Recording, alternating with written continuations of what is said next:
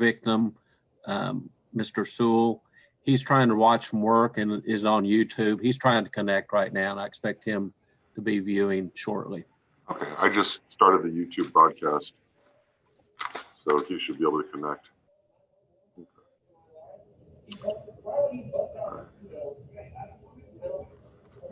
Mr. Reed, are there any other parties that filed notice with your agency or filed a request with your agency for notice of today's hearing? No, Your Honor, not that I'm aware of. Mr. Willis, are there any other parties that filed notice with your agency for a request with your agency for notice of today's hearing? No, Your Honor.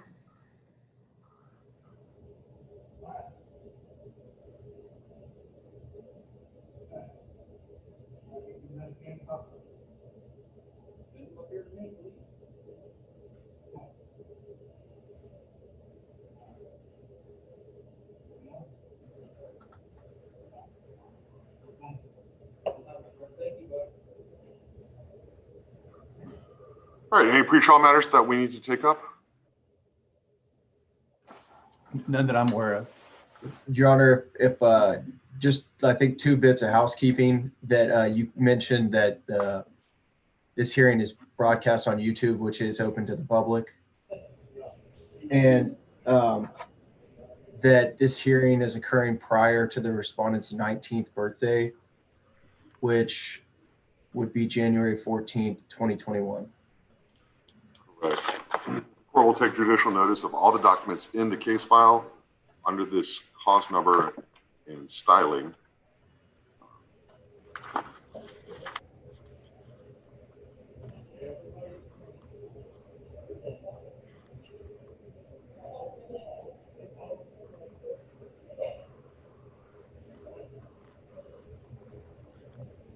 Including in the judgment and sentence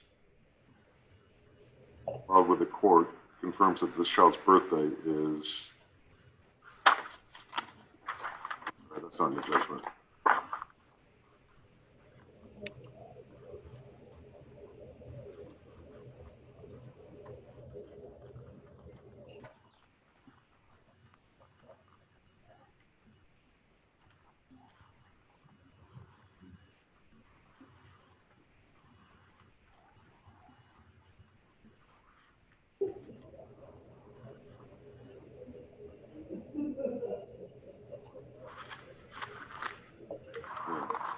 The commitment order to confirm the child's birthday is January 14th, 2020. And also specifically, the court will take notice that on April 13th of 2018, this child pled true to the allegations in the petition of paragraphs 1 and 2. The court followed the agreed disposition of a commitment to the Texas Juvenile Justice Department for a period of 8 years. And the child was admonished of the possibility of transfer to the institutional division of the Texas Department of Criminal Justice. In paragraphs 1 being aggravated robbery with a deadly weapon from the offense date of May 26, 2017. And the second paragraph, also aggravated assault with a deadly weapon with an offense date of May 26th of 2017. And the court did make an affirmative finding that a deadly weapon was used. Anything else, Mr. Reed? Your Honor, before the state would call its first witness, at this time, we'd ask that the court mark its copy of documents received from TJJD as Petitioner's Exhibit 1. Those documents has been provided to defense counsel more than 5 days prior to this hearing. So the 3 binders are pre-marked and filed and presented to the court, and it is labeled Petitioner's Exhibit 1. Any objections, Mr. Shaw? Judge, I have no objection. In that regard, I would want to go ahead and talk about the exhibits that I plan on offering, which I previously provided the court reporter earlier this morning, as well as Mr. Reed, which is essentially 8 documents from that one document, since, you know, that whatever 8 ancient stacks of papers that I wanted to admit into evidence as Petitioner's Exhibits 1 through 8. And then I'm going to have also. Mr. Shaw, petitioners exhibit 1 through 8 or No, respondents? no, I'm sorry, respondents. Yeah, respondents 1 through 8. And then I've got a letter that I'm going to be offering into evidence from my client as respondents exhibit number 9. So I'll let you hold on to those, and as you admit them, we'll take those up. But at this point, Zane was just asking if I do have it. He hasn't admitted. Yeah, I should have even asked you. That's my error. Yes, the court does have a copy of the binders, and they are labeled for whenever you'd like to admit them. Your Honor, I would like to admit petitioner's exhibit number 1 at this time. Any objections to the admission of petitioners 1? No, previously I didn't object to it, and I don't again. Okay. I'm just saying I've got mine that I'm going to take a subsample as opposed to talking about all those that I'm going to offer as petitioner. A respondent's exhibit 1 through 8. Okay, thank you. All right, so petitioners 1 is admitted. All right, Mr. Reed, any other exhibits that you want to before you call your first witness? Would the court inquire of respondent's attorney if he received a copy of petitioner's exhibit 1 5 days or more before today's hearing? I mean, he didn't object, but Mr. Shaw, have you had these binders, the master case file or master file for Mr. Smith for at least 5 days? Yeah, I got it last week. Thank you. I spoke. Mr. Reed, anything else? Nothing for the state, Judge. We're ready to call our first witness. Okay, please call your first witness. The state would call Bob Lewis. All right. Mr. Lewis, if you can please raise your right hand. You solemnly swear in the testimony you're about to give at this cause currently at trial that you will tell the truth, the whole truth, and nothing but the truth, so help you God. I do. All right, thank you. All right, Mr. Reed, please proceed. Mr. Lewis, can you hear me fine? A little bit low sound, but I can hear you. Hold on a second. Y'all, hold on a second. Let me try and turn up the volume here.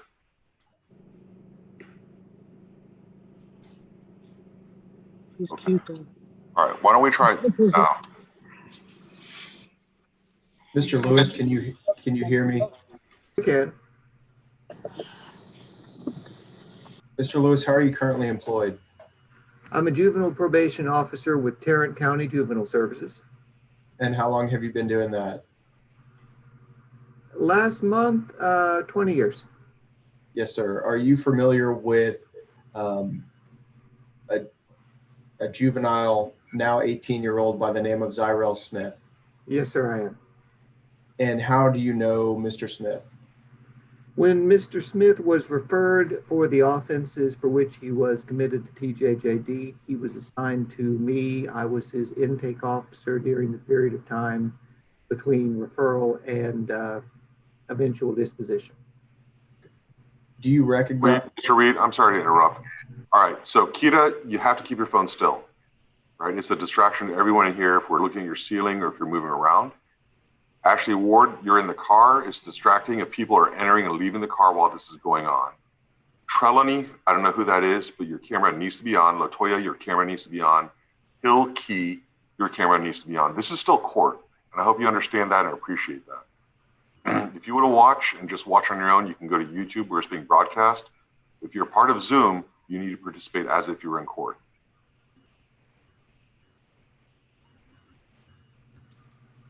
Okay, Hilke and Latoya, this is your second and final request. Sorry, Judge.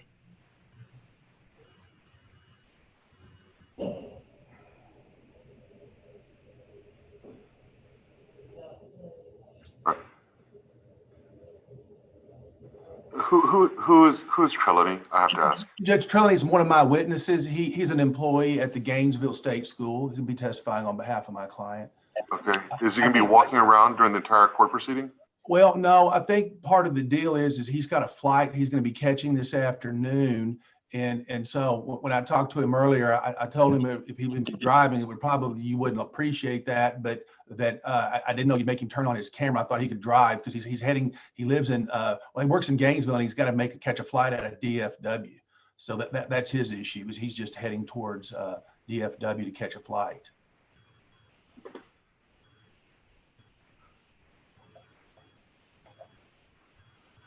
I'm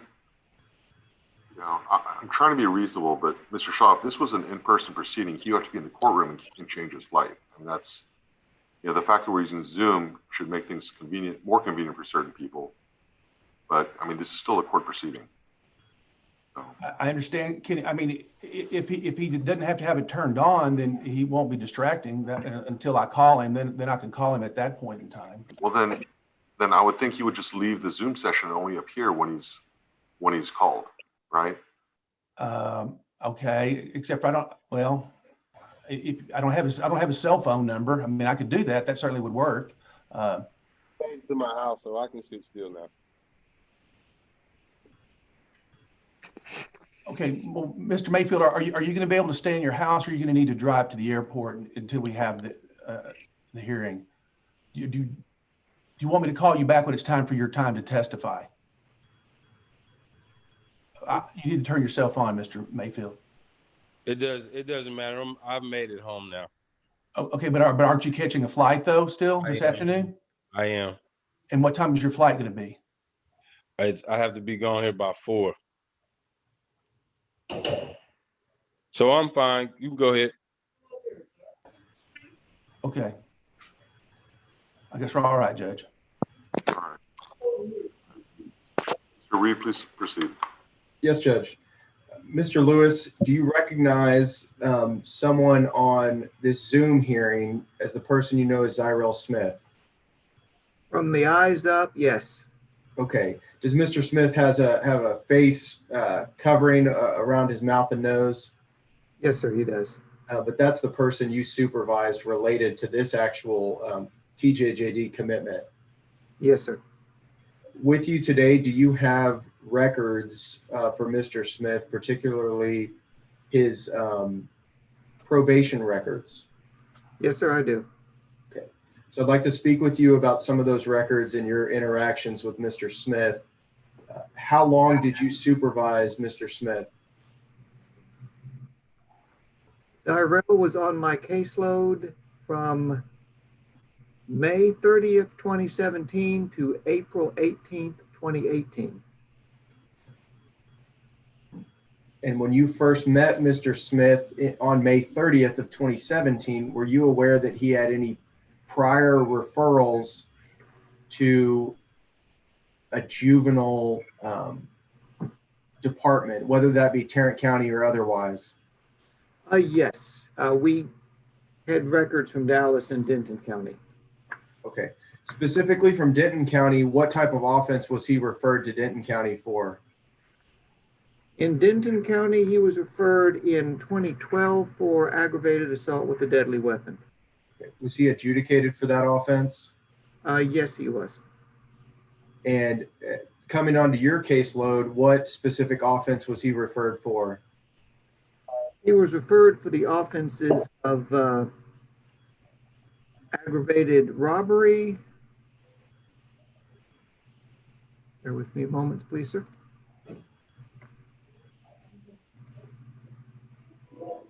Aggravated robbery with aggravated assault causing serious bodily injury, deadly conduct, discharge, firearm. Were you familiar, or did you know the names of the victims in those offenses? I know the circumstances. I believe one of the victims' name is, last name is Park. I believe the first name is Sam. The second victim, I'm sorry, memory is failing, but I can look it up very quickly. Would a Michael goes by Ryan Sewell sound That familiar? is the name, yes, sir. Okay. And is it your understanding that that aggravated robbery involved a plot or scheme involving selling things online or purchasing them by meeting someone in person? Yes. Okay. Are you aware that it involved creating a fake profile name on an internet site to accomplish that? Yes, I am.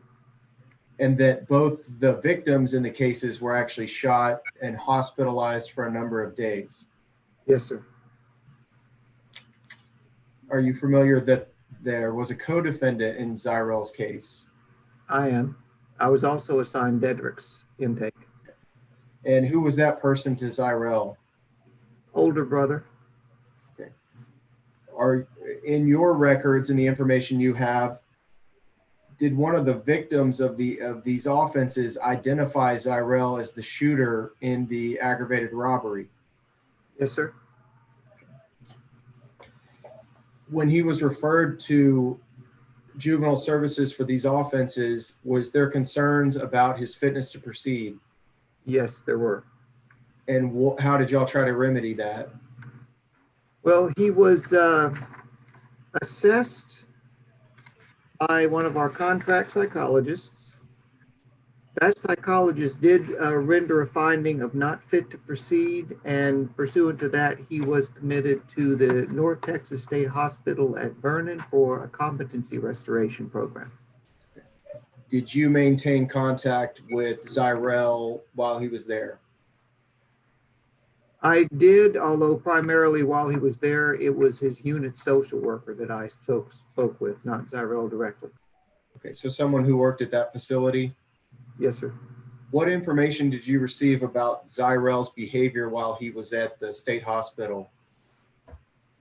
Recurring issues with physical aggression, fighting with other residents there, necessity of being physically restrained. Ultimately, was Zyrell's competency restored or his fitness to proceed? Vernon's verdict was that he was fit to proceed when he was released. Yes, sir. And do you remember when he returned to Tarrant County detention? October of 2017, I believe.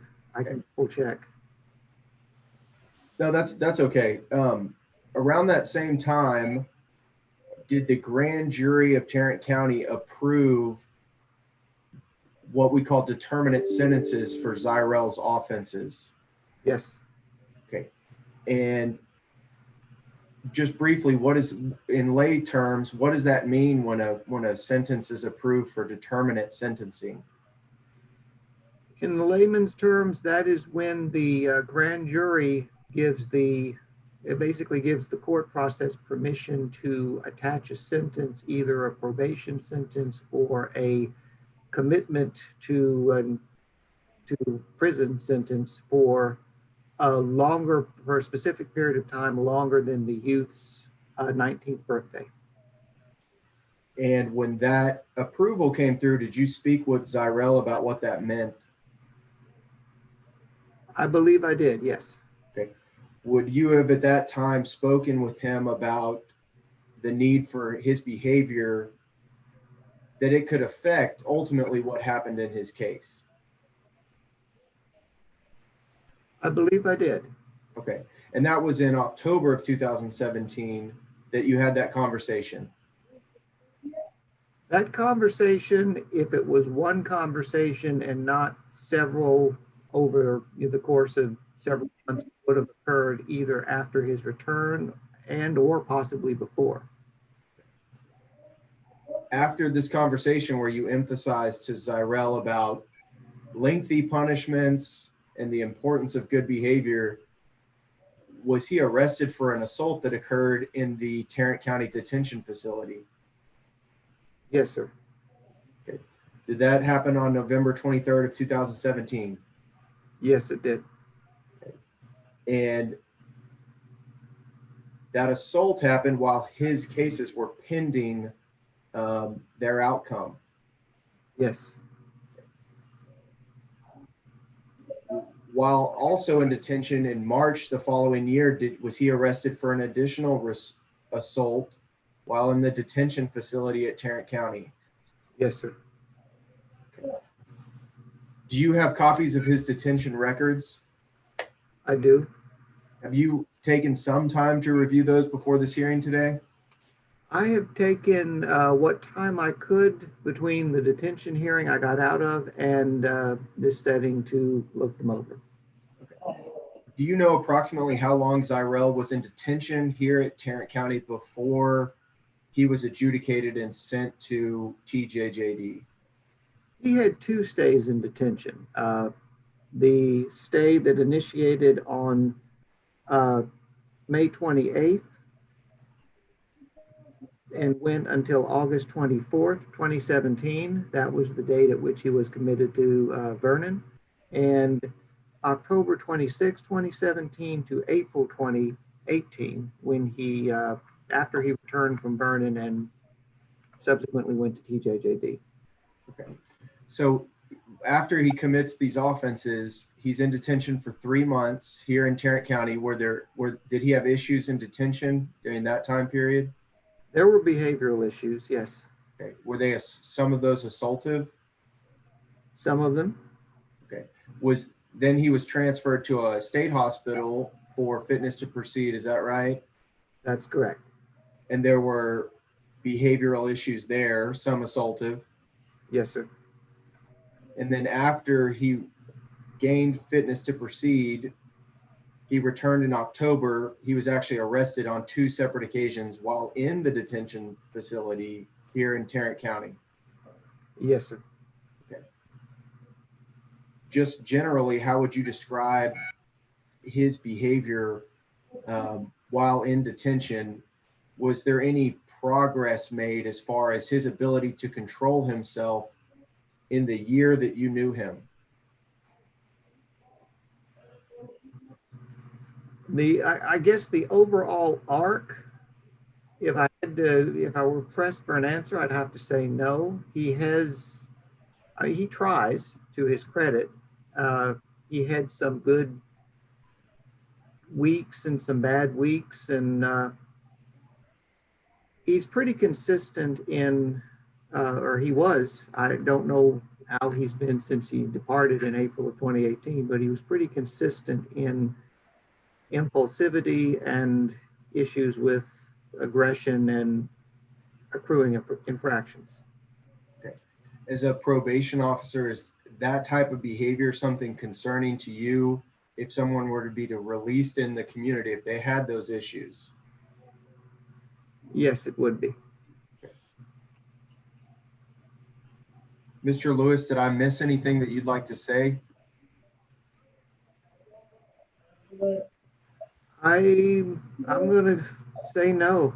I mean, I really don't have anything to add other than just to confirm the facts that you asked. Yes, sir. I'll pass the witness, Judge. Oh, Judge, I want to offer into evidence at this time my respondents exhibits 1 through 9. 1 second.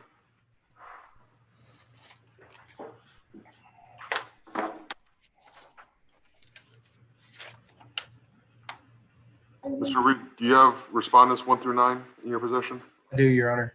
All right, any objections to respondents 1 through 9? I have no objection to respondents exhibits 1 through 8. And if I could ask Mr. Shaw kind of a question to clarify, I could answer on 9 as well. Mr. Shaw, do you intend to call Mr. Smith as a witness? No. Your Honor, I have no objection to all 1 through 9. Respondents 1 through 9 are admitted. All right, Mr. Oh. Shaw, please proceed. Okay, so Judge, can I share the screen? You may. Share the screen. I think by default it's enabled. Okay, can I do it though? Yes, you may. Oh, okay. I'm kind of new at this, so just bear with me here.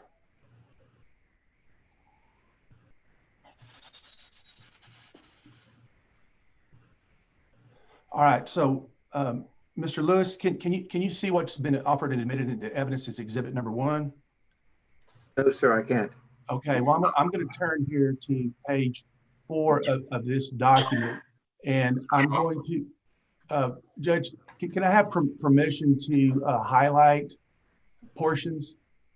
Mr. Shaw, we can't see anything. So there should be a green button that says share screen. Yeah, I thought I did that. Once you click that, you would have to click which window on your computer you wish to share. Okay, hold on. I'm sorry. Let me go back here.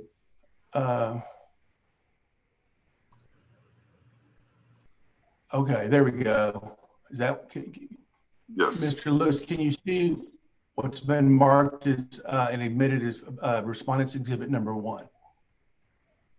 I can see Mr. a Lewis? logical evaluation from Balance dated June of 2017 by Dr. Follis. Yeah, okay. And so this was the report that was done by Dr. Follis after she examined Zyrell, and then which led to his ultimately to him being sent to the North Texas State Hospital in Vernon for rehabilitation, correct?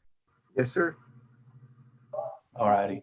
Okay, I'm going to now look here on page 4. And Judge, can I have permission to use the highlight feature? You may. Okay.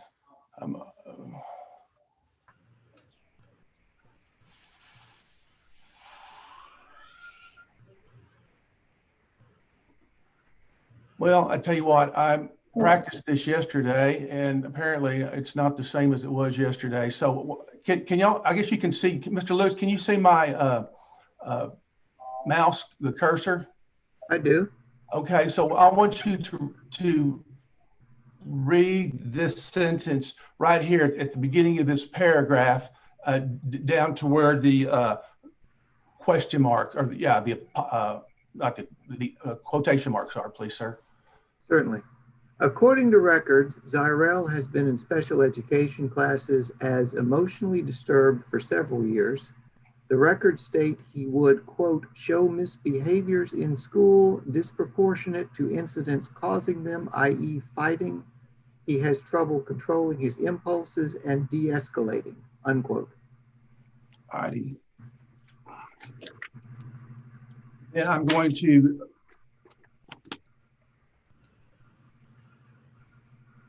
turn to page 9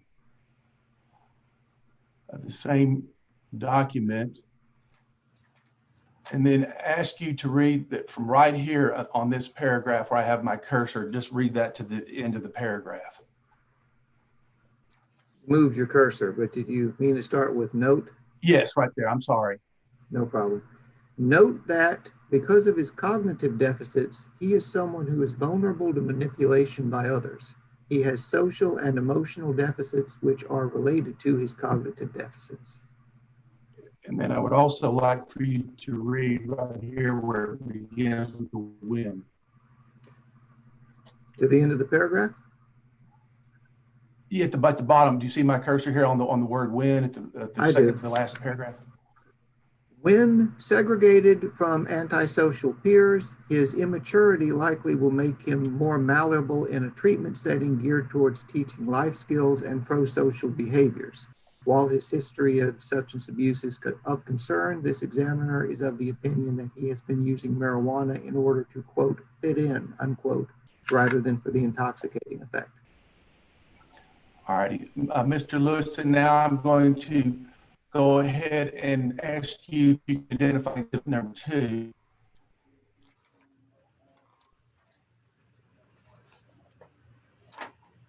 And essentially, this was the order signed by Judge Medicos admitting him to Vernon.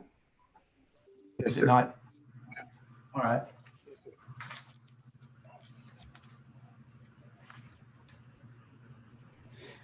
Now I'm going to turn to do you recognize this exhibit number 3? The pre-diagnostic study. Yes, sir. And who are you the person who performed this pre-diagnostic study? I am. All right, I'm going to go ahead and direct your attention to this, to page 5.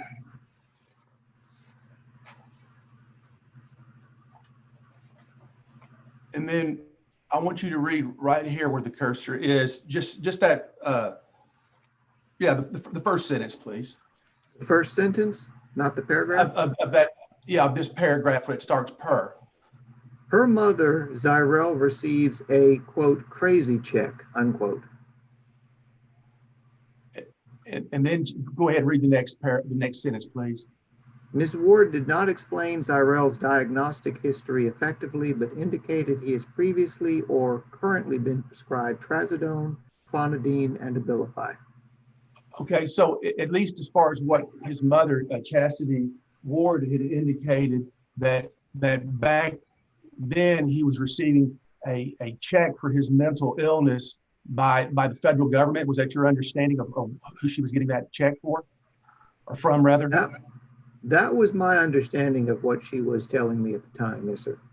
She said she was reading. So there had been through some process where at least the federal government, the Social Security administration had been satisfied that he qualified in order to receive this check based upon his mental illness. Yes, sir. Some entity, presumably Social Security. Okay. And she wasn't a great historian on his diagnostic history. Isn't that correct as well? Not according to my notes on that interview. All right. Now, you testified earlier that you remember talking to Zyrell after he came back from Vernon. I mean, you don't really remember any particular conversation. You're not testifying to that today, are you, sir? No, not to a date and time. I mean, you're just really basically it's your probably pattern or habit of talking to clients that you have or probationers that you have that get sent to the Texas Juvenile Justice Department to talk to them about, their behavior is going to have an impact upon whether or not they're paroled. That's what you're really testifying to today, isn't that, sir? Yes, Correct? sir, that's accurate. Okay. I have no further questions of this witness. Redirect. Nothing from the state, Judge. All right, thank you. All right, may this witness be excused? No objection. No objection from me, Judge. Mr. Lewis, you're excused as a witness. You're free to stay if you wish, but if you have other business to go about, you're able to do so. Thank you, sir. I'll leave the meeting if I may. All right, thank you, Mr. Lewis. Have a good evening. All right, Mr. Reed, please call your second witness. Your Honor, the state would call Tammy Coy. All right, Ms. Coy, if you can raise your right hand. Do you solemnly swear the testimony you're about to give at this cause currently at trial that you will tell the truth, the whole truth, and nothing but the truth, so help you God? I do. All right, thank you. You may lower your hand. Mr. Reed, please proceed. Ms. Coy, how are you currently employed? I work for the Texas Juvenile Justice Department. What are your duties there? I oversee the Department of Sentenced Offender Disposition. There are 2 staff in my department, and we review all sentenced offender youth. Okay, what do you review them for? For possible release to TJJD parole, release to adult parole, return to court for early transfer hearings, and return to court for release transfer hearings if they can't complete their minimum period of confinement. Okay, yep, exactly what we're doing here today. This would be considered an early transfer hearing, yes. Okay, and are you familiar with a person by the name of Zyrell Smith? Yes. Do you recognize him on this Zoom hearing we're having? Yes, he's in the green jumpsuit. Okay. To prepare for the hearing and to give notice to the court, do you prepare a packet of information that'll be sent to the court and then given to both the prosecutor and Mr. Smith's attorney? Yes. And would you call that like a master file? Yes. Okay. What is included in that? It is our master file that's kept through the normal business records at our agency, as well as includes his incidents, psychiatric, psychological notes. Do you also make a summary of all those documents? Yes, we write a summary report. Okay. And that's what was provided to the court and what Judge previously described as the binders of information he had received. Yes.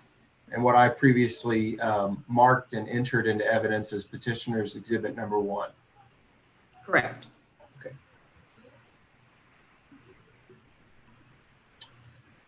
In regards to Mr. Smith, why was he committed to TJJD?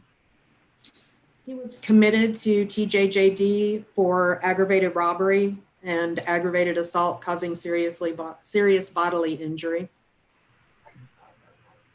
What was that, a indeterminate or a determinate sentence? He received an 8-year determinate sentence.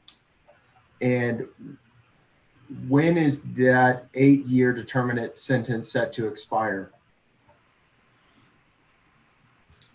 I believe it would be in October of 2026. Let me check. If I told you 2025. okay. Sorry. And if a transfer hearing is to happen, that must occur before Zyrel's 19th birthday, Yes. because he would be unable to complete that term of confinement at your facility. Well, we cannot house him after his 19th birthday. Okay. So if he were to serve the remainder of his sentence, he would need to be transferred to an adult prison. So basically with Zarel, we have two options. He either will be released directly to adult parole at 19, or if the court decides today, he could be transferred to prison for the remainder of his sentence. Okay. Can you tell me what a minimum period of confinement is? Yes, that is the time that's required by law for a youth to be confined based on the felony of offense they've committed. Okay. That's like he's got to at least serve X before even y'all could release him. Is that fair? Yes. Okay. And has Mr. Smith served his minimum period of confinement at TJJD? He has completed both minimums that he had. Okay. And when did those minimum periods end? The minimum for aggravated assault ended October 25th of 2019, and for the aggravated robbery, October 25th of 2020. Okay. So for the last, let's say, 2 months, TJJD could have made a parole decision to release Mr. Smith out on parole. We could have made a decision to release him at 19 out on parole, yes. Okay. But instead, TJJD's decision was to refer the case back to the juvenile court for them to make a transfer decision. Yes. And well, I'll just cut to the chase. Ultimately, what is TJJD's recommendation in this case? TJJD is recommending that Zarel be transferred to the Texas Department of Criminal Justice Institution Division. Okay. So let's talk about maybe, how about this question? If he could have been paroled back in October, why wasn't he? He was not eligible. He did not meet all of our release criteria to be placed on parole in October. Okay. So legally he could have been released, but per your qualifications or the things y'all require, he hadn't met those. Correct. Was that a fault of TJJD? Did he have enough time to do what he should have? Zarel has had enough time to complete all programming. He has been with us for approximately 32 months. Okay. Why has he been unable to meet your requirements for release? Zarel has struggled behaviorally, and his behavior has kept him from promotions to meet the release criteria. Okay, are you talking about stages of behavior or achievement? Well, he has not earned the stage S, which is the stage required for release, as well as he's had multiple incident reports, level 2 hearings, and major rule violations. How many stages are there? There's a total of 5. Okay. Does that include the yes stage? Yes. Okay. What's the best stage? Well, stage S is the highest stage that we have. And if a person reaches that, they could be considered for parole straight from TJJD? Yes, he could. Okay. What is Zyrel's current stage level? Currently, as of December 29th, he was demoted to a stage 2. Okay. What's the highest stage level he's ever accomplished? He was on stage 3, was the highest. Okay.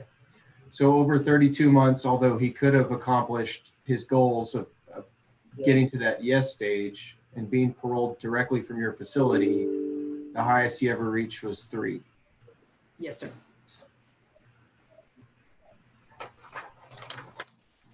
Has Zyrell done some good things while he's been at TJJD? Has he gotten education or vocational training? Yes, he has earned his high school diploma. He has a certification, 10-hour certification from OSHA. He's also been working with the educational liaison. He has said that he would like to attend college, and has also been working with the liaison regarding trust fund possibilities. Okay. Do y'all take into account his difficulties regarding his mental health when you're talking about these stages or ability to make this performance goal? Yes, all of the criteria that he would be working on is based toward what he would need to do himself. Okay. Do y'all offer services to try to help him in that regard, whether it be medication management or mental health services while he's been there? Yes, he has had both. Okay. Well, aren't his educational and vocational achievements enough to overcome this lack of levels and be paroled? No, the education is only one part of it. While he's done excellent academically, his behavior is really of great concern. Okay. What is a great concern about his behavior? Zarel has continued while he's been with us to have incident reports as well as major rule violations and aggressive behavior. Have some of those been assaultive behaviors? Yes. Okay. Has there been disrespect towards TJJD staff or teachers? Yes. There have been assaultive conduct towards other kids at TJJD? Yes.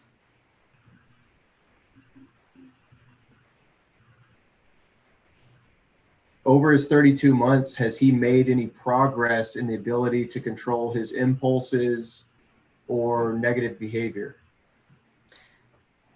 Zarel has had brief times where he has shown improvement in his behavior and not had as many incidents and had breaks in even having major rule violations. However, they just haven't been sustained over long periods of time. Okay.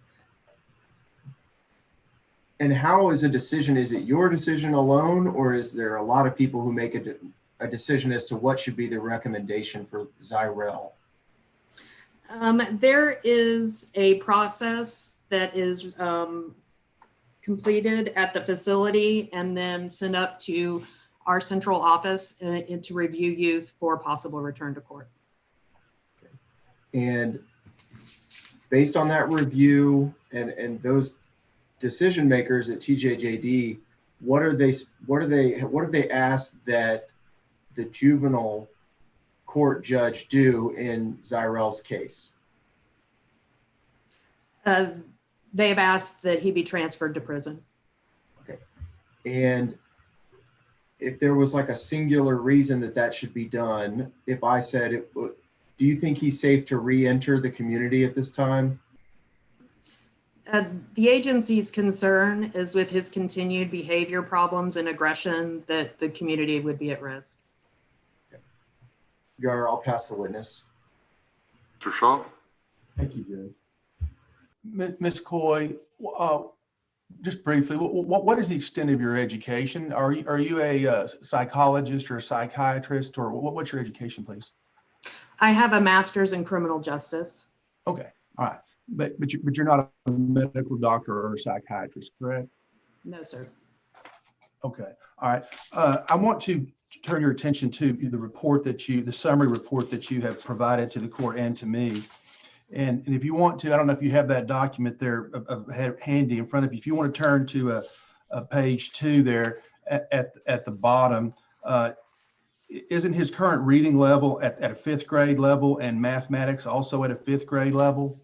Yes, But yet he obtained a diploma from a educational facility run by the Texas Juvenile Justice Department, correct? yes, he did. Okay. And you also indicated in there that he was currently participating in mental health treatment and receiving psychiatric services on the same page, correct? Yes, And then he was also diagnosed with borderline intellectual functioning and had significant head trauma when he was younger, correct? correct. Okay, so just with regard to the borderline intellectual functioning, that means that his cognitive abilities are below what a normal person would be. Isn't that true? I believe so, yes. Okay. And then I want you to go ahead then and flip to page 4 of your report. And that kind of at the top there, it kind of indicates some difficulties he's had recently about throwing a shoe at a fellow student at the Gainesville State School. Is that correct? Yes. But that individual wasn't injured, correct? I do not believe so, yes. All righty. And then let's go ahead then and flip to the next page there, page 5. At the top of the paragraph there, it says, it appears he is unconcerned about the possibility of a transfer decision by the court. Are those your words? Is that your statement, or is that somebody else's statement, specific individual, or is this a committee statement? I think it's more of an overall statement when you look at the right above that he's had interventions and multiple, that he continues on even while being under review with his negative behavior. Okay, so that's not necessarily your statement. It's sort of a group conclusion then. Yes. All right. At the bottom of this page, it indicates that Zyrell has regained stage 3 on November the 18th, 2010, and he remains to date. So that's inconsistent with what your previous testimony was. How do you reconcile that? This report was written on December 23rd, and he was demoted on December 29th. Okay, so at the time it was written, it was correct. It's just no longer correct. Do you know when he's going to get back to level 3, stage 3? He would have to be staffed towards the end of the month, 30 days, but he won't be in our custody at that time because he'll already be 19. Okay, all right. Let's go to the next page of your summary, and I want to direct your attention to a statement that you made at the top here. It says, in addition, he was identified as having a moderate mental health need. So when was this identification that he had this moderate mental health need? Was that at the beginning when he came into TJJD, or is that what you're saying now he's got a moderate mental health need? That was at the beginning and why he was placed at the McLennan Residential Treatment Center. Okay, well then, how do you say, would you disagree then with something in the documents that I had previously read that indicated that TJJD gave him an initial assessment that said he had severe mental needs? Which initially he did, but after he was at the Residential Treatment Center, which is our center for youth with high mental health needs. And then he completed that and was found to be stabilized. And that's when he moved to Gainesville in October of 2019. Okay, so how many different levels of mental health needs do you have within your facilities? We have low, moderate, and high.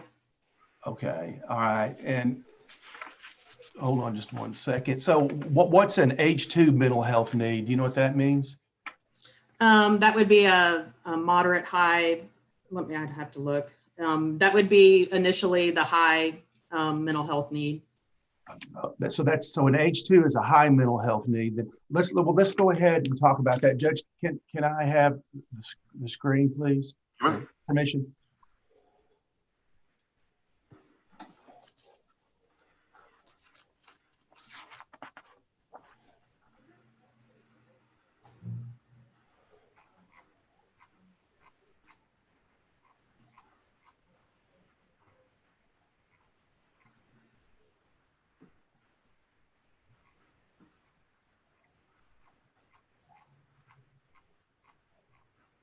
Okay, so Ms. Coy, I'm going to be showing you a document here that says Mental Health Treatment Program Admission Discharge Summary. And that document, we'll go here to the very end, and it was written there on October the 27th of 19. Do you see that? Yes, can you tell me the date at the bottom of it, the page number at the bottom? Oh, the Bates page? Yeah, it's 570. Yes. 574 is just where is the Bates stamped page.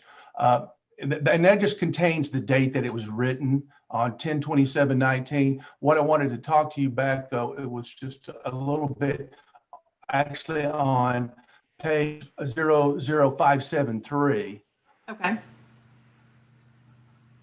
And then there, what does it say that his mental health needs were at that time? At the top there, if you look at my. Yes, it says a H2 mental health need. And that's the highest mental health need that anybody in your system can have. I believe so, yes. Okay, and then that was in October of 2019. So there he didn't have a moderate mental health need. He had a high mental health need, correct? According to that document, yes. Yes, according to that document.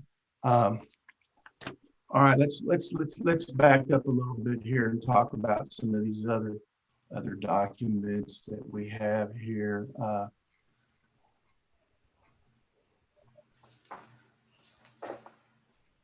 Okay, I'm going to hand you what's been previously marked as Exhibit 4, and that's Bates stamped 00247, if you want to look up that. Tell me when you're there. I'm there. Okay, and so with regard to that particular document, it indicates that he's been identified there. The middle with it says the three following have been identified as Zyrell's three top areas of risk. Do you see that in the kind of the middle of the page? Yes, sir. And what are those three areas of risk? Antisocial personality, criminal associates, and family. All right. And so with regard to antisocial personality, that's not really anything my client can control. He's just sort of born with that personality. Wouldn't you agree? I don't believe that's referring to an actual diagnosis. I think that's referring to the criminogenic, the 8 risk factors, where with antisocial personality would be his negative personality, but not that he is diagnosed or that is. I'm not saying it's necessarily a mental health diagnosis. I'm just saying, you have a personality, I have a personality, and that's just who we are. That's nothing we're necessarily in control of. Would you agree with me in that? True. Okay, and then also on number 3, family. He's not responsible for who his family is, correct? I mean, everybody's born into their family, and you don't really get to choose a family of your own choice, correct? Correct. All righty. Okay. Then let's go ahead and go to the next exhibit, which is Exhibit 5, and I want to direct your attention to page 0091 on that one.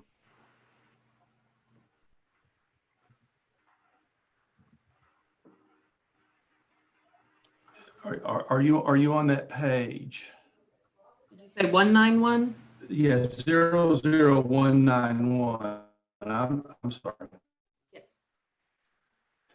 And what we have there, if you look at the bottom, sort of 1, 2, 3 blurbs, you've got a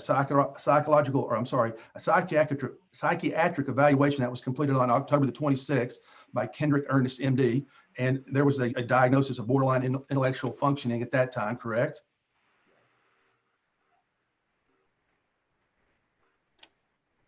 Yes.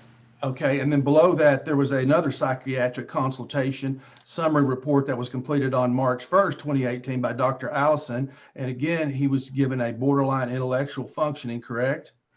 Yes. And then below that, there was a psychological evaluation that was done by Desiree Ayala.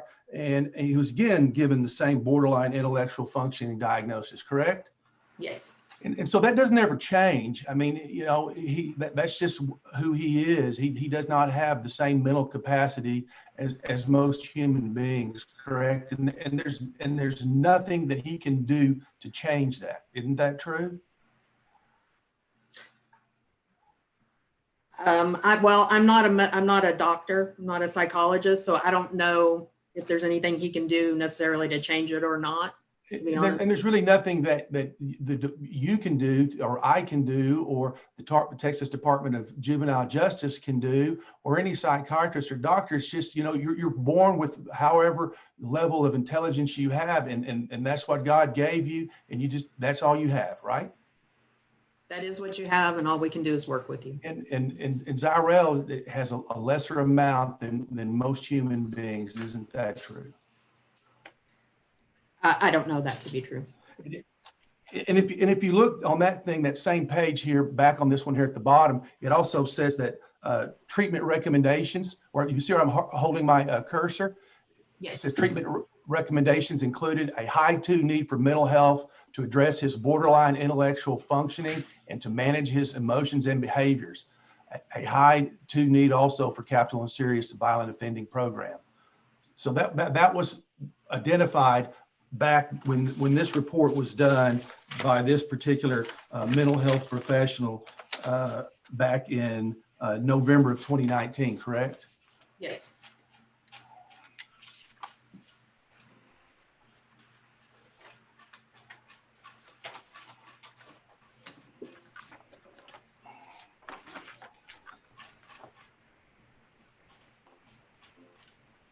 Okay, so now we're going to go to the next document here, which is Respondent's Exhibit number 7.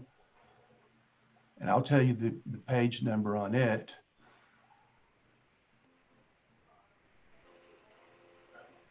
Okay, so it's going to be page number 00517.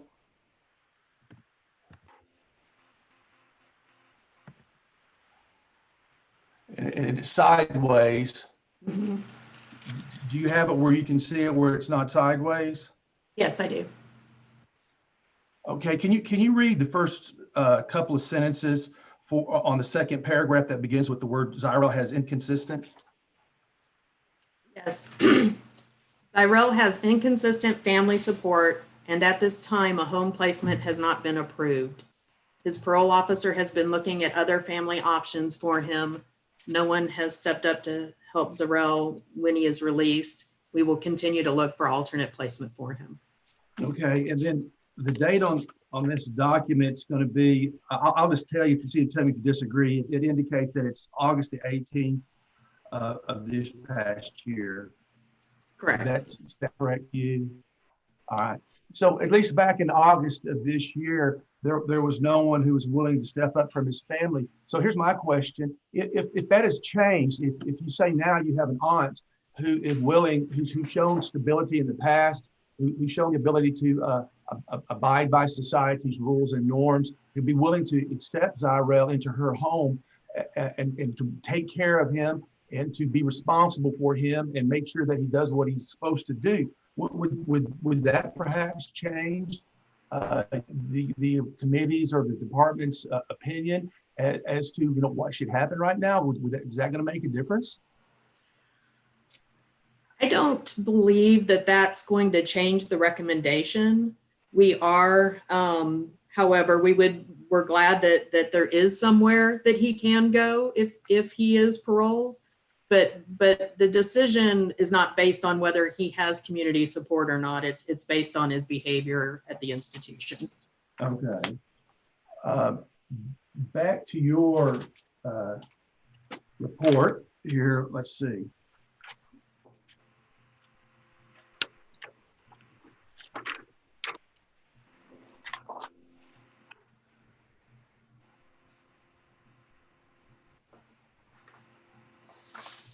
Okay, yeah, let's go to your summary report on page 6. I believe if you look to like the second paragraph there, kind of down towards the bottom, maybe 2/3 of the way, mm-hmm. it says, in quote, in VOP, Zyrel has demonstrated continued vulnerability to criminal thinking and social pressures. Do you see that part? Yes. Okay, it's such as affiliation with negative peers and engaging in self-destructive behaviors for acceptance and strained familiar relationship. She said he continues to be highly impulsive and has very few if in any internal resources to cope with stress. So that's what I want to focus on there, that last couple of words there where it says, and has very few, if any, internal resources to cope with stress. Does that mean from what's written there that this is something that is beyond Zyrell's control, his behavior in certain respects, that he responds to things that he cannot otherwise control? Is that your reading of that sentence? I don't necessarily read it that way. I do see where she says that he does, have very few, but he's also been given different ways through the programming to learn how to deal with that. So I really can't answer the question if it's a choice that he makes or if he just doesn't have any at all. Right. But he's not on the proper medication anyway. Well, who is that? Oh, this is Chastity. I didn't know you could hear me. I'm sorry, I'll mute it. All right, this is your last and final warning. You're not, if you're called as a witness, you can speak. But if you're not called as a witness, you can't speak. All right, Mr. Shaw, please proceed. Thank you, Judge. So let's continue on. I'm going to read. He has put little efforts towards the processing of his offending behaviors when discussing his committing offense and major rule violations at GNS. Zyrell persists in adhering to Mr. Shaw, while you're reading, you tend to speak faster, and when you get a record, could you slow down, especially when you're reading? Yeah, I'm sorry. All right, that's all right. Thank you. I apologize. Zyrell persists in adhering to, quote, significant cognitive distortions and antisocial beliefs. So there, this psychiatrist has indicated that he adheres to significant cognitive distortions and antisocial beliefs. What do you make of that? Do you think that has something to do with these significant cognitive distortions, or just a part of his mind based upon his mental illness and his low functioning capacity? I believe that when Ms. Knox is talking about that, she's talking about thinking errors, which are cognitive distortions, which thinking errors are things that youth use that allow them to act out negatively. Okay, all right. Let's go ahead and scroll to the next thing. And I'm not trying to fuss at you on this, but in your summary statement, you indicated that his current medication that he was taking, let's see here, was this. That's going to be on page 2. It was saying that he was taking Abilify, Cogentin, and Intuitive, right? That's on page 3 of your summary statement. Right. Okay. Well, let's go ahead and look here at exhibit number 8, which was dated 12/2/2020. That's a psychiatric chart review note.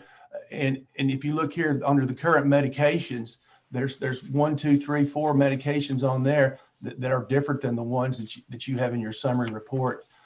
How do you account for that? So the summary that's on page 2 is what Dr. Randall wrote back in November of 2020. Okay, so that's referring to those medications at that time. All right, so these are just more recent medications that I guess have been changed. Is that your understanding of that? Yes. Okay.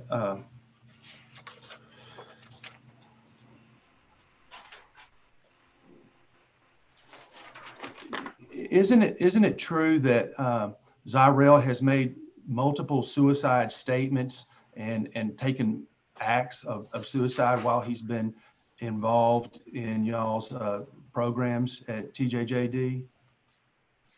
Yes, he has had incidents for suicidal behavior and ideations. Okay, and are you also aware that his father was murdered? Wait, Mr. Shaw. Yes, ma'am. Wait, we didn't hear the last thing you said. Oh, me? Yes. Oh, I said suicidal Oh. Hold on. Suicidal sorry. Ms. Coy, you said yes, he has had incidents for suicidal behavior and we just didn't hear what the last thing. Ideation. Ideation, thank you. All right, Mr. Shaw, please continue. were there any overt acts taken on his part since he's been in y'all's care? I don't know off the top of my head. I know that he's got a pretty extensive chart that would include all of the suicide alerts in there.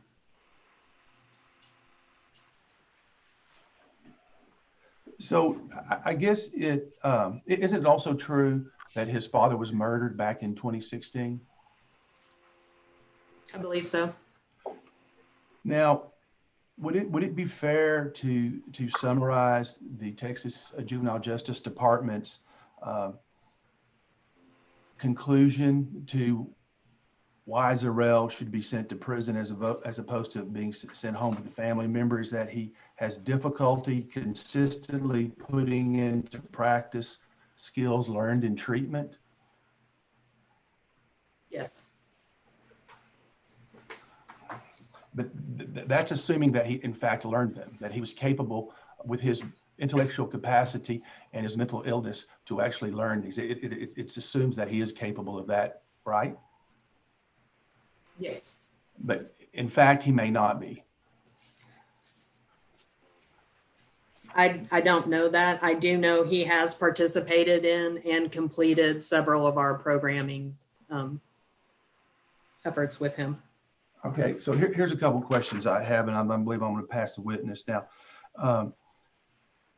There are two individuals that he shot and was responsible for, that he went to went to the Texas Juvenile Justice Department, and the reason he's in trouble right now. All right, that was a Mr. Sewell and a Mr. Park, correct? Yes. Okay, and you heard previously the testimony by the probation officer as to what happened on that, correct? Yes. Okay, now were you aware that his older brother, Dedrick, who also went to TJJD, are you familiar with that happened, right? Yes. Because that he was the person who had actually gotten the app on the phone and had made contact with either Mr. Park or Mr. Sewell. I can't remember which one it was, but the one that set up the whole ruse about them coming to buy the camera, that Zarrell had nothing to do with that. Are you aware of that? I'm not. Okay. And that where's his brother right now? Do you know? I do not. Would you be surprised that he's on parole? No, not if he had met release criteria. And so just human beings are different. Here you have, so let's just assume, I believe Mr. Lewis testified that I think I don't know if he was on parole, but assuming that he is on parole and he met the criteria, and Zarrell hasn't met the criteria, but they come from the same family, they have the same parents. It's just human beings are different. Isn't that right? Yes. And some have more intellectual capacity. Some don't have mental illness. Some have less intellectual capacity, and some have mental illness. And that could account for the difference between these two person situations. It could. Correct. And one was able to do what the people did wanted them to do in the department and to make parole, whereas the other one, because of his own personal characteristics, through no fault of his own, was not able to make those same requirements. Isn't that possible? It could be possible. Okay. All right. I pass the witness. Mr. Reed? Ms. Coy, in the records and some of the behavior, was there ever a concern of gang affiliation or, and if you don't offhand know, that's okay, but I was just curious if there's any mention of that in Mr. Smith's records that he would. Yes, when we checked with the Office of Inspector General, it is noted that he's a suspected member of the Crips gang. Okay.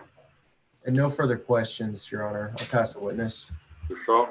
Yeah, I've got one follow-up on that, Judge. Hold on one second. I'm looking for my, oh, here it is.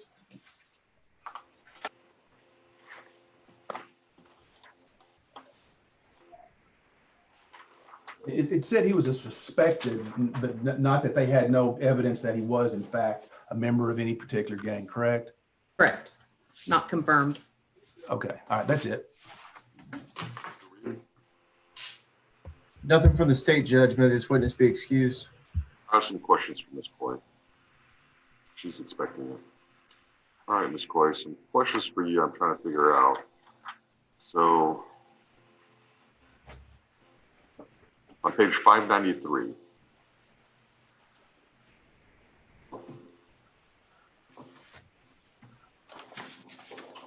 Yes. what is the LS020? I've never seen that before.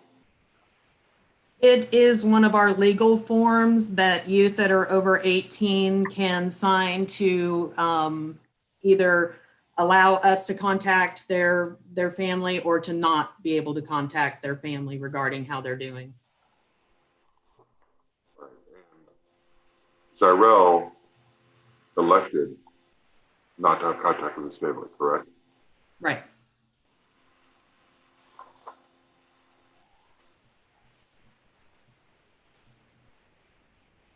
But it seems to me when I was looking at this master file, that part of the decisions to parole the child was the fact that there was no real communication with the family. That, I think that's right around 593 as well. Like, doesn't that actually, like, I guess I don't understand. If we're trying to consider if TJG recommends paroling a child, but the child can elect not to contact the family about the child, doesn't that actually hinder TJJD's ability to parole a child or recommend parole? It hinders our ability to be able to talk about what the kid is doing. We can contact them, we can still do home evaluations, but that LS020 means that we can't call and say, this is what Johnny's doing, this is what's happened. We're not able to talk about those specifics. All right. So, all right, next is page 604.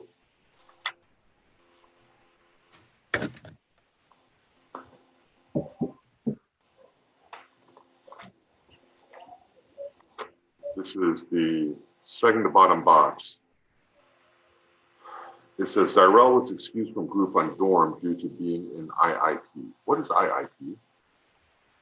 That is a new program that we have. That's the intensive intervention program. It's on our violence continuum.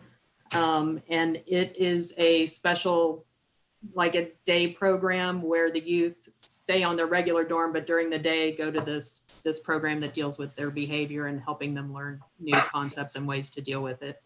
What would qualify a child for going into IIP then? I believe as the result of a level 2 hearing for a major rule violation. So it's a sanction. Yes, kind of like redirect, but instead of in the security building, it's on the campus. Is it working? I don't know. It's pretty new, so I don't have any personal knowledge. The next question, if we go to page 880, there's a mention of a sleep log. I don't think I've seen that before. What is a sleep log? A sleep log is if youth are having problems and have requested that they're having issues with that, then there's a sleep log that can be conducted to kind of help track, to monitor if they're sleeping, if they're awake, if they're, for the psychologist and psychiatric medication, that kind of stuff. That's requested by the child or by professionals? It'd be either one. If a kid has saying that they're having extreme difficulty sleeping, the professional may request it. Right. And so it's just a physical check to see if the child is asleep or awake? Yes. So next is page 1278.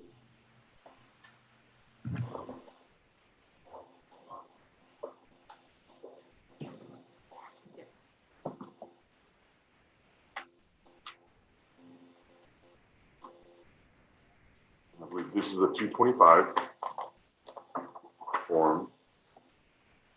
And so it's about Zyrell Smith challenged you to a fight. They got in a fight. And there were several punches, and they were separated until security. And it said Smith received a cut on his nose. But then in the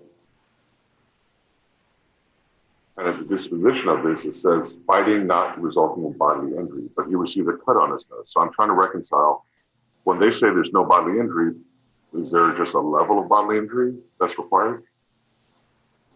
The way I would read that is, since it was a cut on his nose, the bodily injury would be on the other youth's incident report that he was fighting with. Zyrell didn't cause the other youth any bodily injury. Okay. Next on page 1440.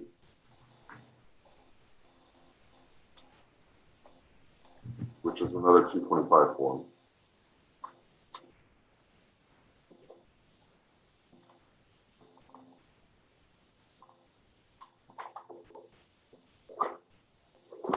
This is where Mr. Smith said he would, if his red packet was started, he was going to kill himself. What is a red packet?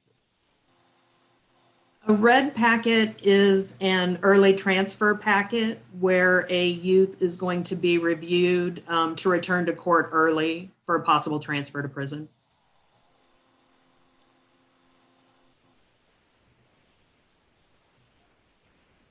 So I guess there were two red packets created for Mr. Smith.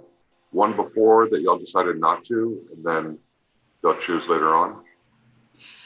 So one began back in November of 2019, I believe. And that one was set off. And then it was continued on this fall as he continued on with his behavior. So I'm trying to figure this out. I saw 174 incidents, 174 225 forms. Mm-hmm. Which I actually did the math, is one every 5.5 days, the entire time he was there. And my question is, why did y'all decide not to request an early transfer of parole? Like, what? I don't see any really change in the behavior. If anything, it just got worse as of November of 19. What makes y'all say, like, as bad as it is, y'all refer kids that are much worse than what Zyrell, or much better than Zyrell, for early transfer. Can you explain that? Yes, I believe that it was really, he was at the mental health unit at MRTC. When they did the initial psychological evaluation, it recommended that while he met criteria, that he be allowed extra time to continue working in the program. And so at that same time, right after the psychological was done, he was moved to Gainesville. So to kind of give him an opportunity with a clean slate at a new facility, give him some time to work and see if he can continue, you know, if he's going to make progress or not. It was really about trying to give him the opportunity to make progress.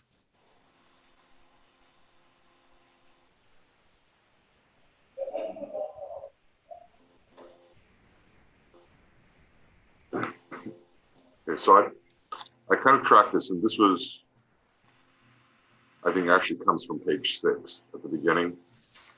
And it's part of the summary that talks about kind of the dates on when you transfer from stages. Mm-hmm. And I'm noticing twice from level 1 to 2 initially, it took about 7 months, eventually dropped from 3 to 1. And then when we went from 1 to 2 again, it also took 7 months. Is it normal to take 7 months to get from level 1 to 2, or is that just Zyrell? That was just him. That's not normal. You can go from a 1 to 2 pretty quickly. Okay, well, I just kind of noticed that similarity, so I didn't know.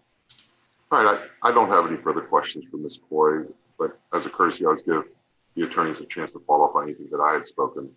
So it's not really an open cross or direct, but y'all have anything related to what I had asked, Mr. Shaw or Mr. Reed? Not related to what you had, but failed to ask a question to her earlier. Okay, Just you can- one question. You'll have to call her on your side because y'all already, I just have, I just have to limit it. Otherwise it kind of opens up the door for all kinds of things. But she's still available as a witness. And Ms. Coy, she doesn't leave. She stays through the whole hearing anyways. Okay, But we do excuse her. Okay. that'd be fine then. All right, Mr. Reed, call your next witness.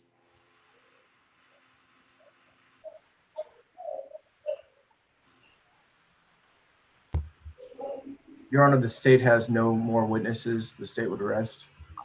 Mr. Shaw, would you like to call Ms. Coy as your first witness? Yeah, that'd be great. Great. All right, she's still sworn in. Mr. Shaw, please proceed. Ms. Coy, here's the question I had. Knowing what you know about the crime that Zyrell and his brother committed, would you feel safe in Zyrell going back into the community about not going around either one of these victims, either Mr. Sewell or Mr. Park? That's not a concern that you or anybody in the department has, correct? I don't believe so. I don't believe there's a concern about those specific victims. I think our concern is generally more toward the community at large. All right, that's it, Judge. Okay. Mr. Reed, cross. No questions, Your Honor. Thank you. All right, Mr. Shaw, please call your next witness. Trelawney Mayfield. All right. Telling Mayfield, if you could please raise your right hand. You solemnly swear that the testimony you're about to give at this cause currently a trial that you will tell the truth, the whole truth, and nothing but the truth, so help you God. I do. All right, you may lower your hand. Mr. Shaw, please proceed. Thank you. Mr. Mayfield, please state where you currently work. Gainesville State School in Gainesville, Texas. And what is your position there? I'm the Education Reentry Liaison. And how long have you worked at the Gainesville State School? In totality, 7 years. And how long have you worked in your capacity as educational liaison? 9 months. All right. And during that 9-month period of time, have you had the opportunity to work with Zyrell Smith? Oh, yes, I have. And what have you done with him during your period of time at Gainesville? We've discussed some social behaviors. We've discussed, we've generated an email, we've generated FAFSA forms, and we've also reached out to some of the local Job Corps that would be depending on where he would be placed. All right. And do you feel like you've gotten to know Zyrell enough to make an opinion as to whether or not you think he would be safe if released on parole into the community? Based on the time that I've had around him, I would say I wouldn't see him as an actual threat to the community. All right. So assuming, let me give you a set of facts. Assuming we have a family member, perhaps a close relative, even so much as an aunt, who is living in a stable environment here locally in the DFW Metroplex, and she's willing to take him and to provide a place for him to stay, to look after his needs and make sure that he does what he's supposed to do. Do you think that situation would be something in which Zyrell could be successful in? I do. With the right environment, I think he could be successful. Okay. And so what would you recommend if he were released to go live with his aunt here in Grand Prairie, assuming that's where she lives? Would you have some things that you think that would be appropriate in order for him to maintain his success? Yes, I do. I've discussed with him that I think it would be in his best interest to go and stay on a Job Corps campus where he stays on a 24-hour basis, and he can really grow some of his people skills and learn some different trades that can actually, allow him to make a living for himself legally. Okay, well, explain a little bit about the Job Corps campus. How does that work? He's interested in CDLs and electrician, the CDL's license and getting his electrician license. And with the Job Corps, you actually stay there and you can gain multiple certificates in different areas that he wants to work in. So it gives them more of an option, and they can earn money there. They learn how to budget. Basically, it's a transition, but you know, at a more of a structured facility type. Okay, so let me ask you this question: Have you spoke to his aunt Lakita Hubbard, who's indicated that she's willing to accept him? Have you spoke to her? No, sir, I have not. All right. So, what if he? I mean, how long does it take to get into a Job Corps? It just depends on placement. You can be accepted within weeks. It's not a long process. It's just if they have availability. And then once they completed the Job Corps, then they transitioned into just a normal residential setting. Is that how that works? Yes, they're free to move and try to make a living for themselves. Do you believe Zyrell wants to have a positive change in his life if in fact he's allowed to parole? I do. What makes you say that? He's actually not, he's not hard to talk to. He knows what he wants. His environment has shaped his ideas and his views of some things. And I just think a change of that and actually a plan of action, not to just be let go, but plan to go. And there needs to be an exact date to when he can go into Job Corps and what is he going to do. And I think he can be successful with, proper planning. All right. And if it took a period of time for him to get in the Job Corps, then do you believe that if his aunt, Lakita Hubbard, was willing to allow for him to stay with her and her family in Grand Prairie, that would be a safe environment for him to be in for this period of time that it would take for him to get into Job Corps? I do. All right. Is there anything else that you believe you might be relevant on his success if he's allowed to parole that you would like to tell the court? I also had a relationship with his older brother, and I could recall when his older brother had some difficult times at our facility. I was in another position, a PBIS position at the job, and I was able to call Zyrell, and he actually gave his older brother some good advice. So it's in there. I just think it's environmental with him.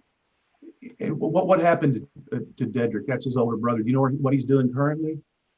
I do believe he's working, and I believe he's on adult parole, but I know he is not incarcerated, and from what I hear, he's not doing bad. All right, thank you much. I'll pass the witness. Mr. Reed?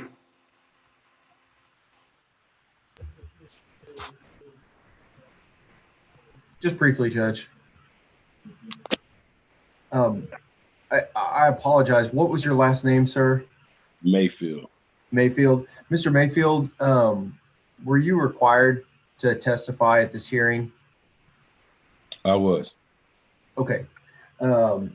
Is that part of like your job duties at the facility? How is that part of your duties? Would you testify at all these hearings? No, sir. I was subpoenaed to testify. Yes, sir. Okay, but it's not part of your actual like job requirement. No, sir. Okay.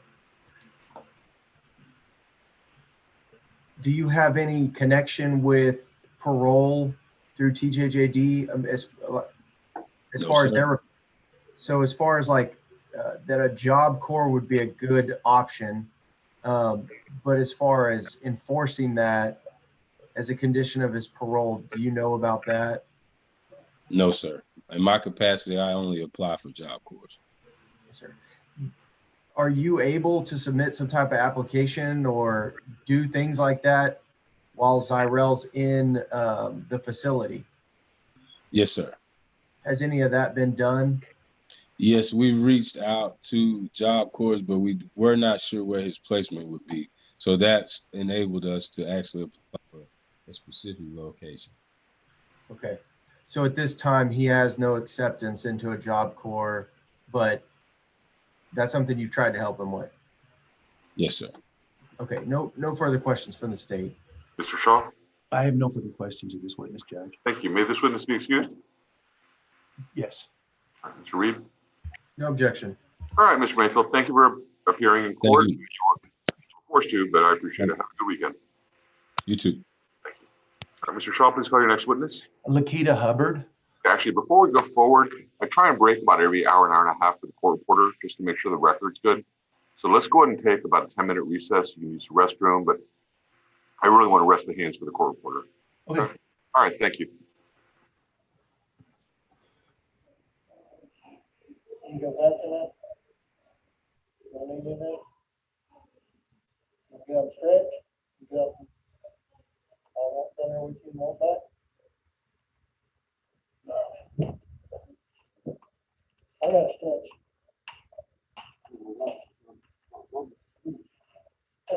Put them on the back.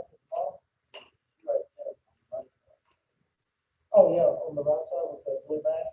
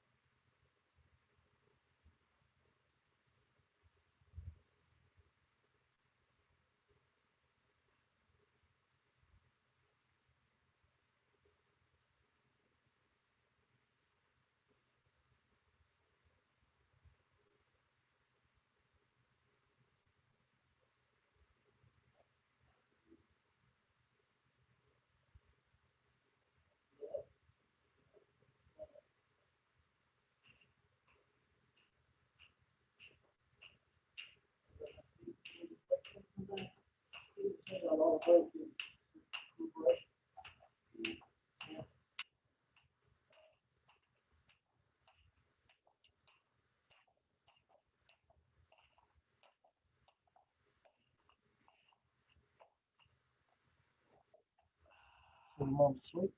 Yeah. She in the car? Yeah.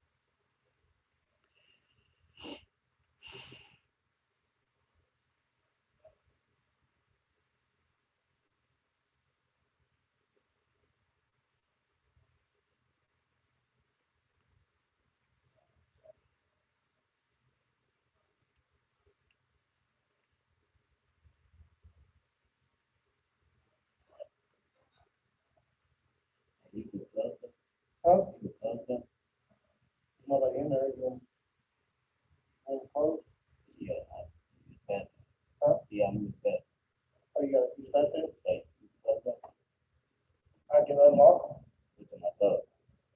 Please? Yeah. The average. Gotta come down here though, 'cause that won't be good enough.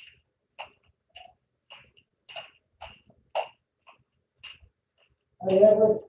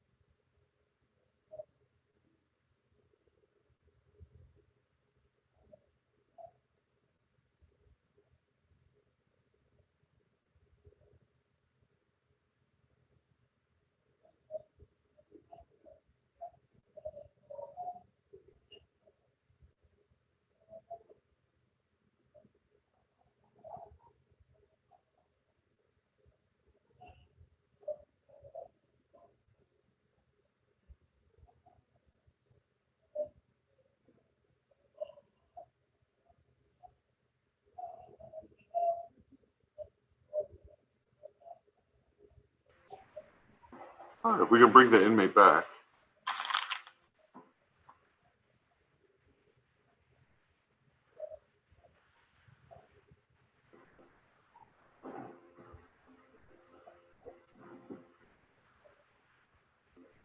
Brad looks so happy on the water.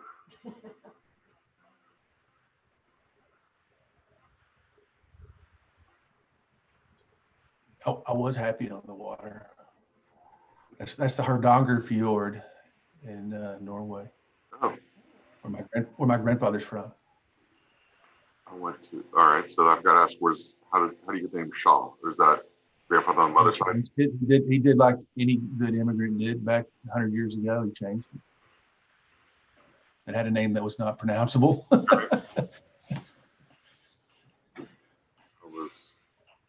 I've been to Oslo. During the winter. All right, we got Mr. Reed, Mr. Shaw. All right, are you ready to resume? So let's go ahead. Mr. Shaw, your next witness.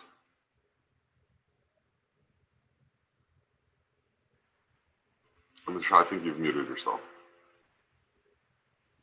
I don't know if she's back. Lakita Hubbard, do we see her?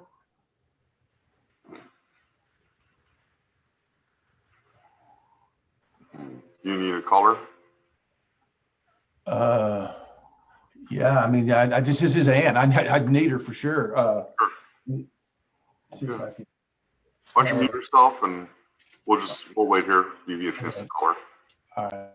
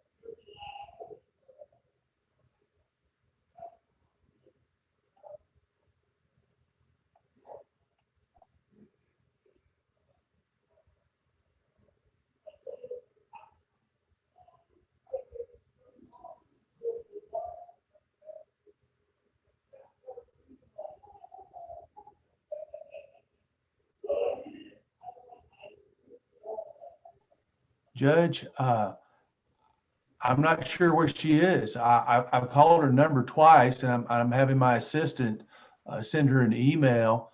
She'd been on here all morning. I don't know if, hey, Miss Ward there, Ashley Ward, she's on. I see her. I wonder if she knows what's going on with her. You did issue a subpoena for her? No, I didn't issue a subpoena for her. She was a voluntary witness, and there was no necessity in doing that. I'm not sure if there was some sort of emergency, but I don't know. Miss Ward, I guess Miss Ward's sleeping. I don't know. I wish I could send some kind of alert or alarm through Zoom. Who is Miss Labar? Or is she a family member? Did she know who she is? Renee Labari? I'm Zarel's grandmother on his father's side. Oh, okay. There she is. Do y'all know what happened to Lakita? Either one of you, either you or Ashley Ward? I don't know who Nikita is. She's probably an aunt on his mother's side. She is. She is. Okay. How about Ashley? Where's she at? Lakita. Ms. Ward, you can unmute yourself. She had to step out for a second. Okay. You know, like, is she with you, like close to you, or? Like No, she didn't. No, she had to step out for a second, but she's trying to join back in. Okay. Okay. Do you want me to click over and call her or something? Yeah. So, Mr. Shaw, can you go out of order in witnesses, or is the order necessary or important? No, the order's not necessary. She's just my last witness. Oh, okay. Well, Okay. Well, the order is necessary. She's the next one. She's the only one. Yeah. Can you call her, or I don't know how to do it. Yeah, I did. I've called her twice. She didn't answer. Ms. Ward, do you mind calling her just in case? Sure. No problem. Thank you. I'll see you in just a second. Hold on just a second.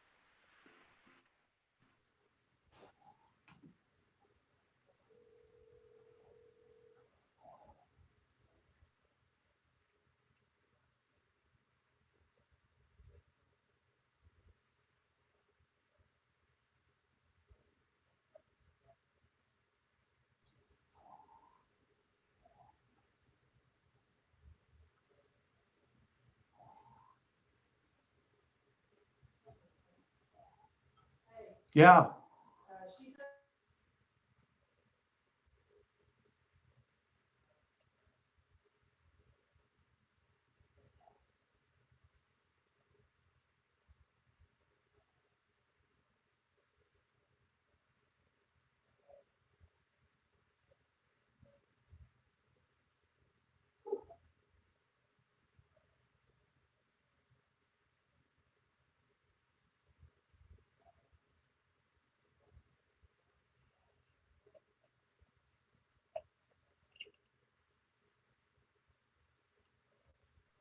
Hello?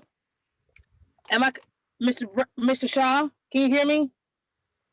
Yes, I can hear you. Okay, good. So she was at the doctor's office. She's trying to get in. She said she talked to you. Yeah. She needs to come back. She needs to come back online onto the Zoom hearing. She did or she did not? Well, she talked to my assistant. Okay, yeah. She's talking. So she's coming back in now. She was at the doctor's office. Okay. So I guess we'll just wait for a second. I guess.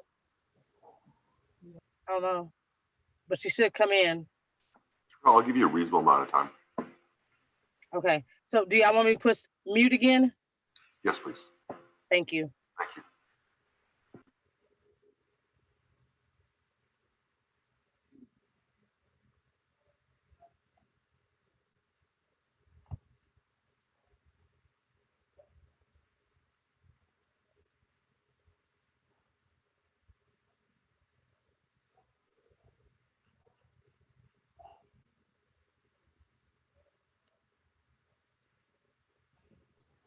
All right, Judge. She's getting back on. She had to pick up her daughter apparently or something from the doctor's office.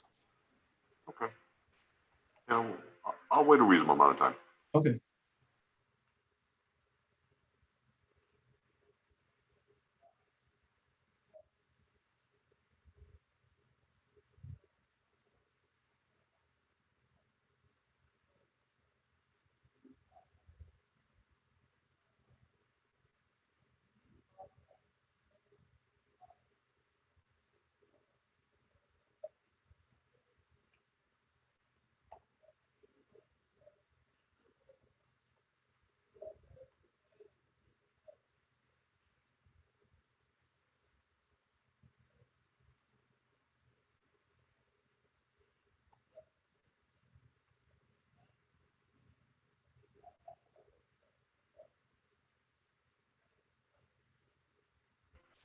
So with Kita's iPhone back. Is that her, Mr. Shaw? Yes, Judge, that's her. Okay, good. I'll wait for her to connect. All right, there we go. All right, are we ready to resume, Mr. Shaw? I'm Mr. ready. Reed, are we ready? All right, I see the affirmative nod on Zoom. All right, so I guess Kita, if you could unmute yourself. Thank you. All right, if you could raise your right hand. You solemnly swear the testimony you're about to give at this cause currently a trial that you will tell the truth, the whole truth, and nothing but the truth, so help you God. I will. All right, thank you. You may lower your hand. Mr. Shaw, and I don't think you stated this witness's name that you're calling, so if you can start with that and then proceed. Okay, yeah, please state your full name. Lakita Hubbard. All right, and are you related to Zyrell Smith? Yes. How so? Zyrell's father and I grew up together, playing together, mother teaching us together, and I grew up in the household with them. So I'm not his biological sister, but I am his sister. Okay, and that's his deceased father? Yes. Okay, and are you familiar with Zyrell throughout the years? Yes, I am. Okay, and have you offered your home as a placement for Zyrell to parole in, should the judge decide to parole him? Yes, I have. Okay, Ms. Hubbard, tell me a little bit. Tell the judge a little bit about yourself as far as where do you currently work? I'm currently employed with the Dallas United States Postal Service as a mail carrier. And How long? previous, I've been with the state of Texas for 10 years. I've worked at Health and Human Services as a caseworker for SNAP, Medicaid, and SNAP, Medicaid, and TANF benefits. And the last 3 years before going to the post office, I was with Child Protective Services. So you worked for the government for the last couple of decades in some form? Yes. All right. Where do you currently reside? I currently reside in Grand Prairie, Texas. Okay. And what type of dwelling do you live in? I live in a townhome. All right. And who do you live there with? I live in a townhome with, it's myself, the only adult, and I have 3 children. What are their ages? I have a senior in high school, which is Denver. That's my daughter. She's 18. She'll be graduating this year. I have a 16-year-old, and I have a 14-year-old son. So I have 2 daughters and a son. All right. And they're all currently in school? Yes.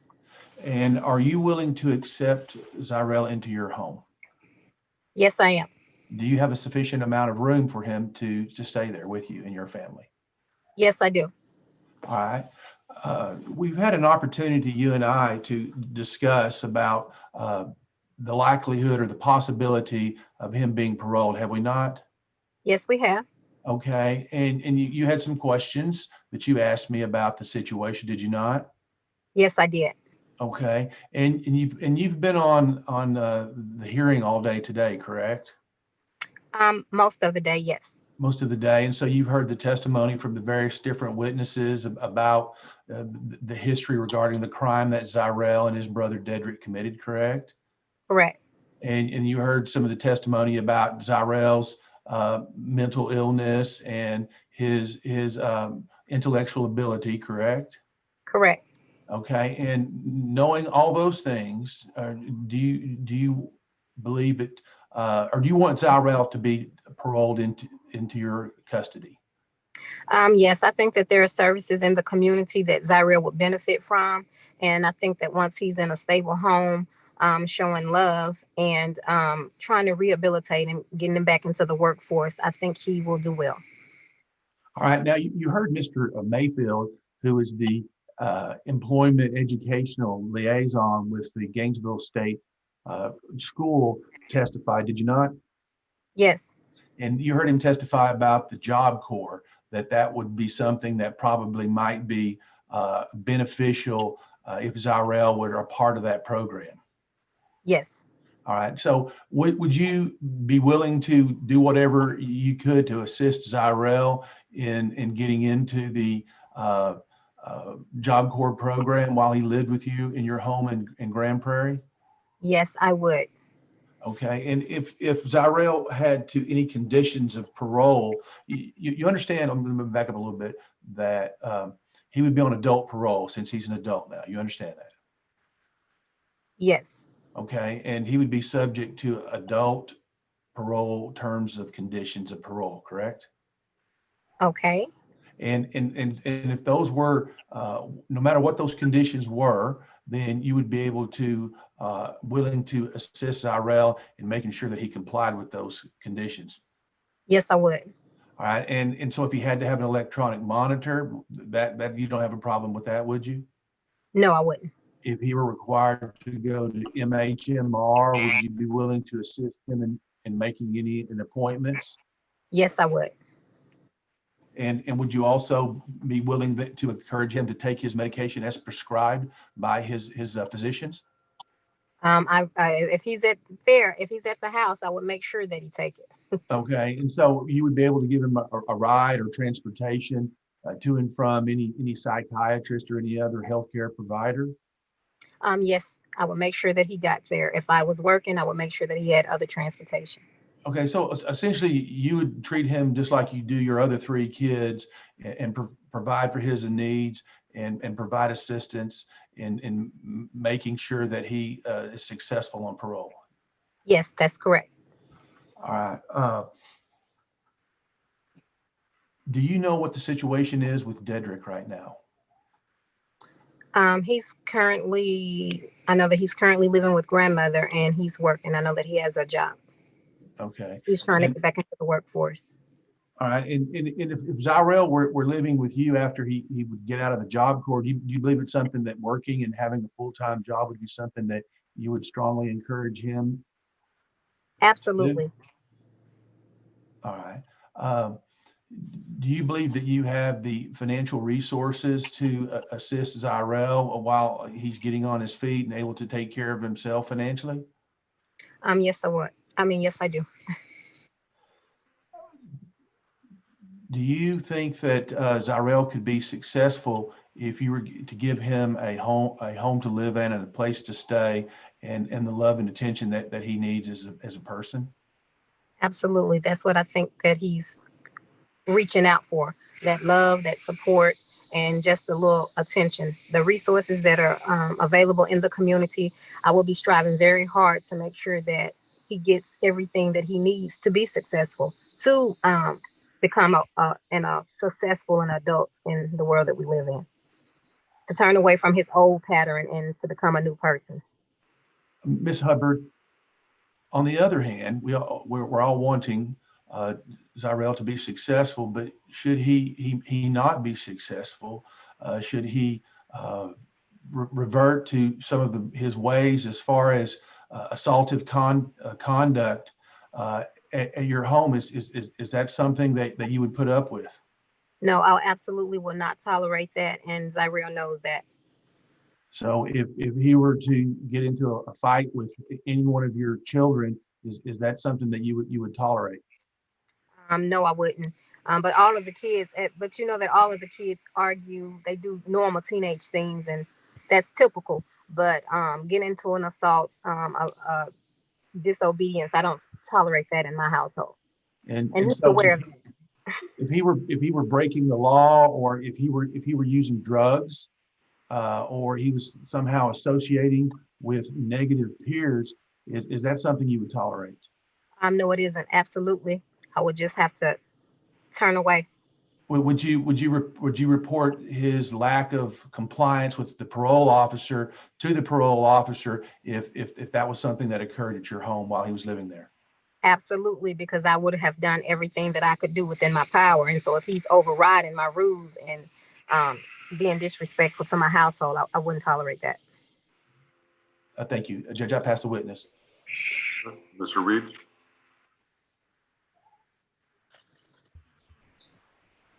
Thank you, Judge. It's Miss Hubbard, is that correct? Correct. And can you hear me? Yes.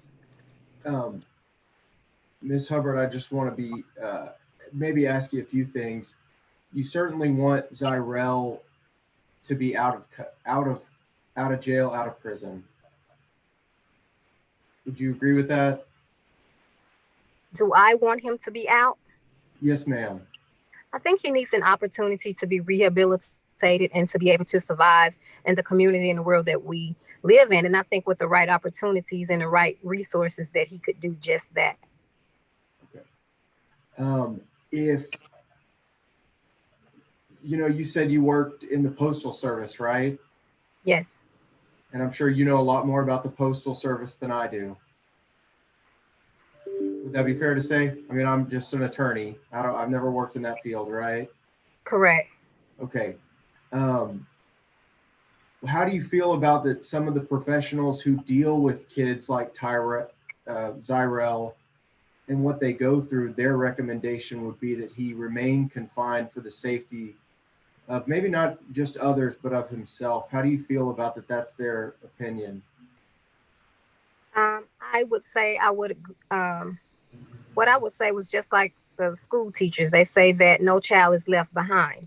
But if you're teaching every child the same thing and all children learn different and on different curve lengths, then we cannot approach every child the same way. We would have to alter from our way that we teach them, correct? When you say that? So that's the same thing that I'm saying. Like I'll say the people that work with him, they're probably basing it on what they've seen throughout his history and throughout the history of other inmates as well. But I'm just saying, like, just like with any child, everyone learns different. Not everyone comprehends the same. And I think that's what's going on with Zyrell. He doesn't comprehend the same. And a lot of time, there are a lot of people that don't have the, I'll say, the patience to wait or the span to give him the extra help that he needs or the extra push that he needs. And I think that's what's going on. Okay. So just you kind of disagree with maybe those professionals' recommendation as far as Zyrell is concerned?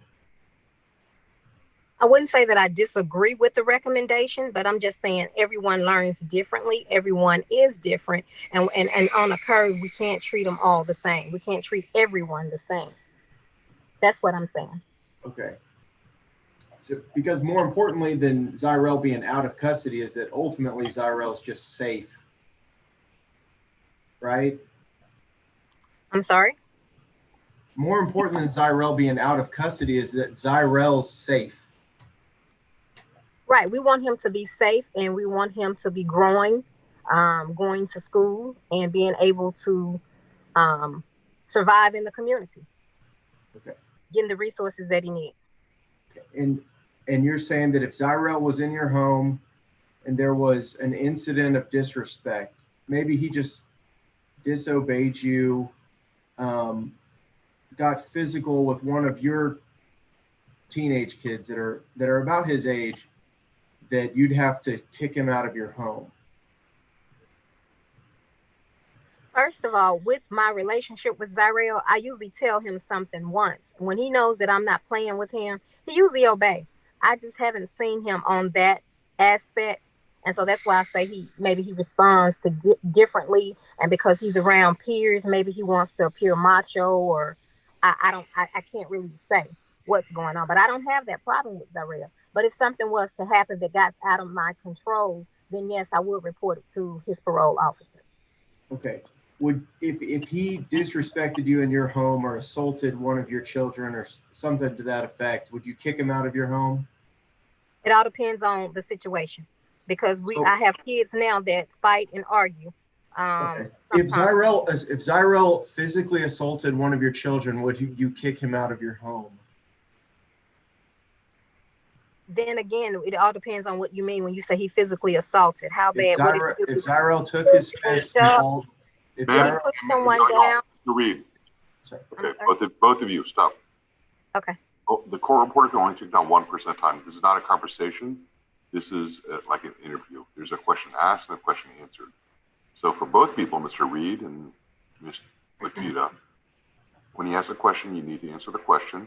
Mr. Reed, if she doesn't answer the question, you need to make the timely objection. I can intervene. All right, is that fair enough? Yes, All right, Judge. so Mr. Reed, why don't you ask the question again? And Ms. Lakita, if you can answer the question. Okay. Ms. Hubbard, if Zyrel balled his fist and hit one of your child in the head, would you kick him out of your home?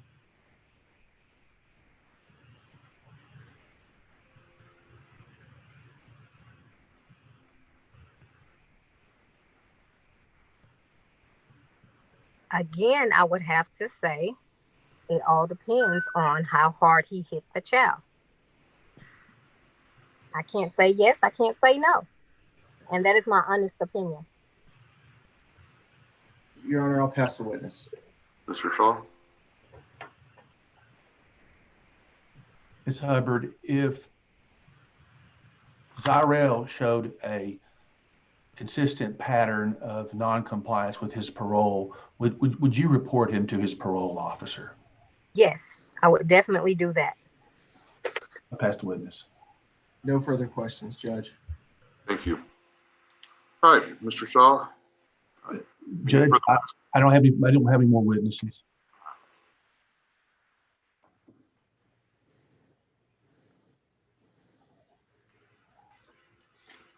Okay, closing arguments?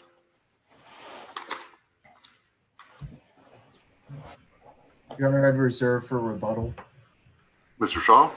Thank you, Judge. The testimony we've heard today, it's pretty clear that Zyrel is an individual who has not the same abilities as most people do in life.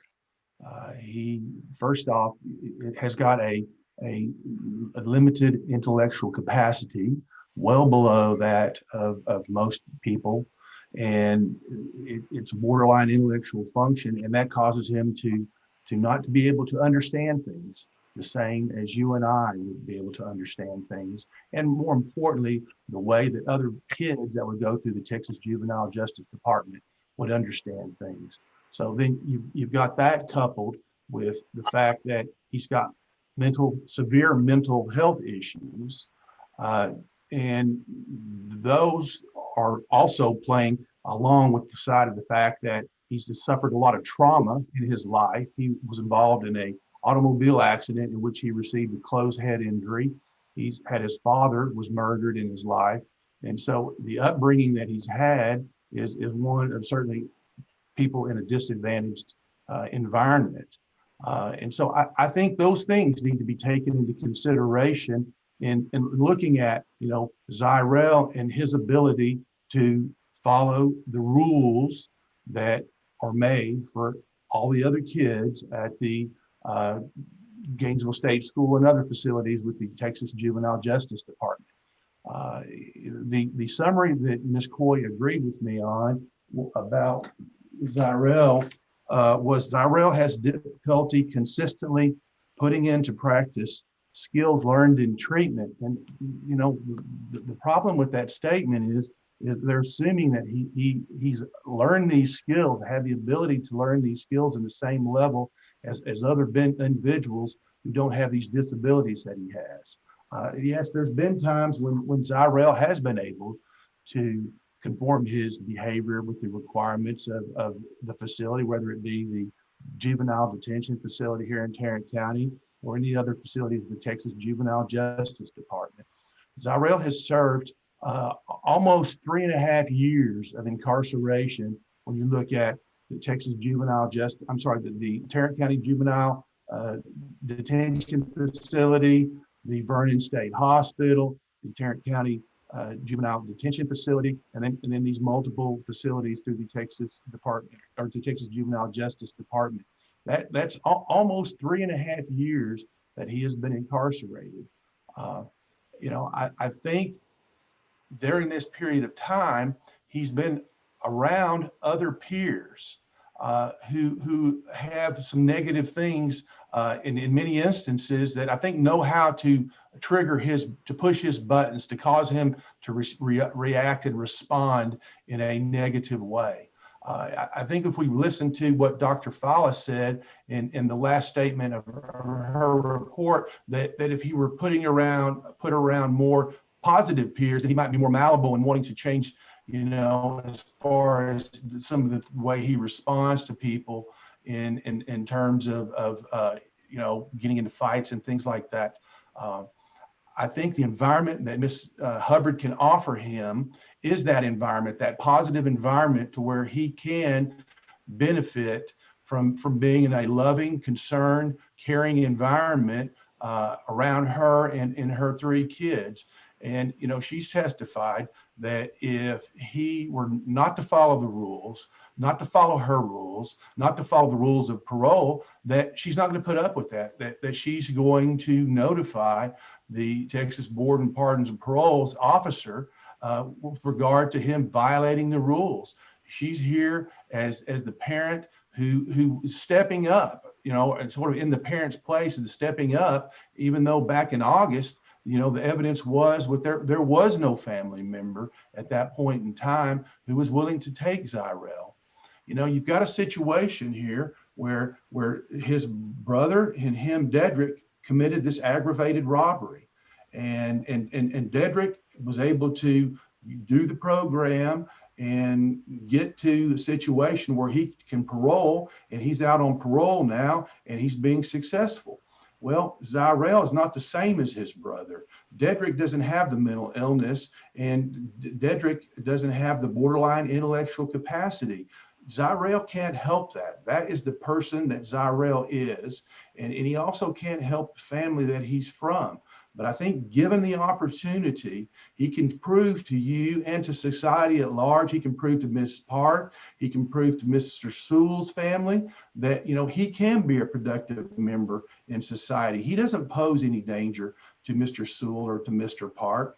I think, if you look at his situation, his disadvantaged upbringing, his mental illness, and his borderline intellectual capacity, I think that he ought to be given that chance to be put on parole, because you know what happens, Judge. If he's not on parole now, he'll be up for parole in about 8 months from TDC, because he'll have done half of his time. He'll done 48 months of those 8 years that he signed up for. And if you give him the opportunity now and he doesn't keep up with his parole, they can always send him back to prison or send him over to prison. I mean, that's always going to be an option. It's not like he's going to be out on the street unsupervised. And then I think also with the opportunity that he can get from the Job Corps that Mr. Mayfield suggested, that he's willing to help him to get into that program. Mrs.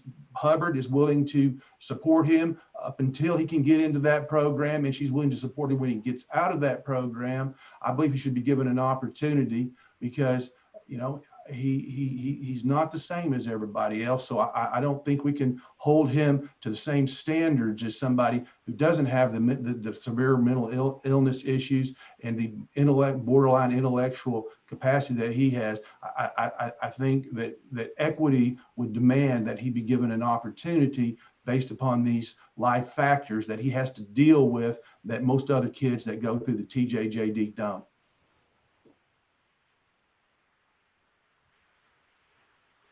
Mr. Shaw, I mean, you're talking about his trauma past before the offense, before he went to TJJD. But what's changed since then?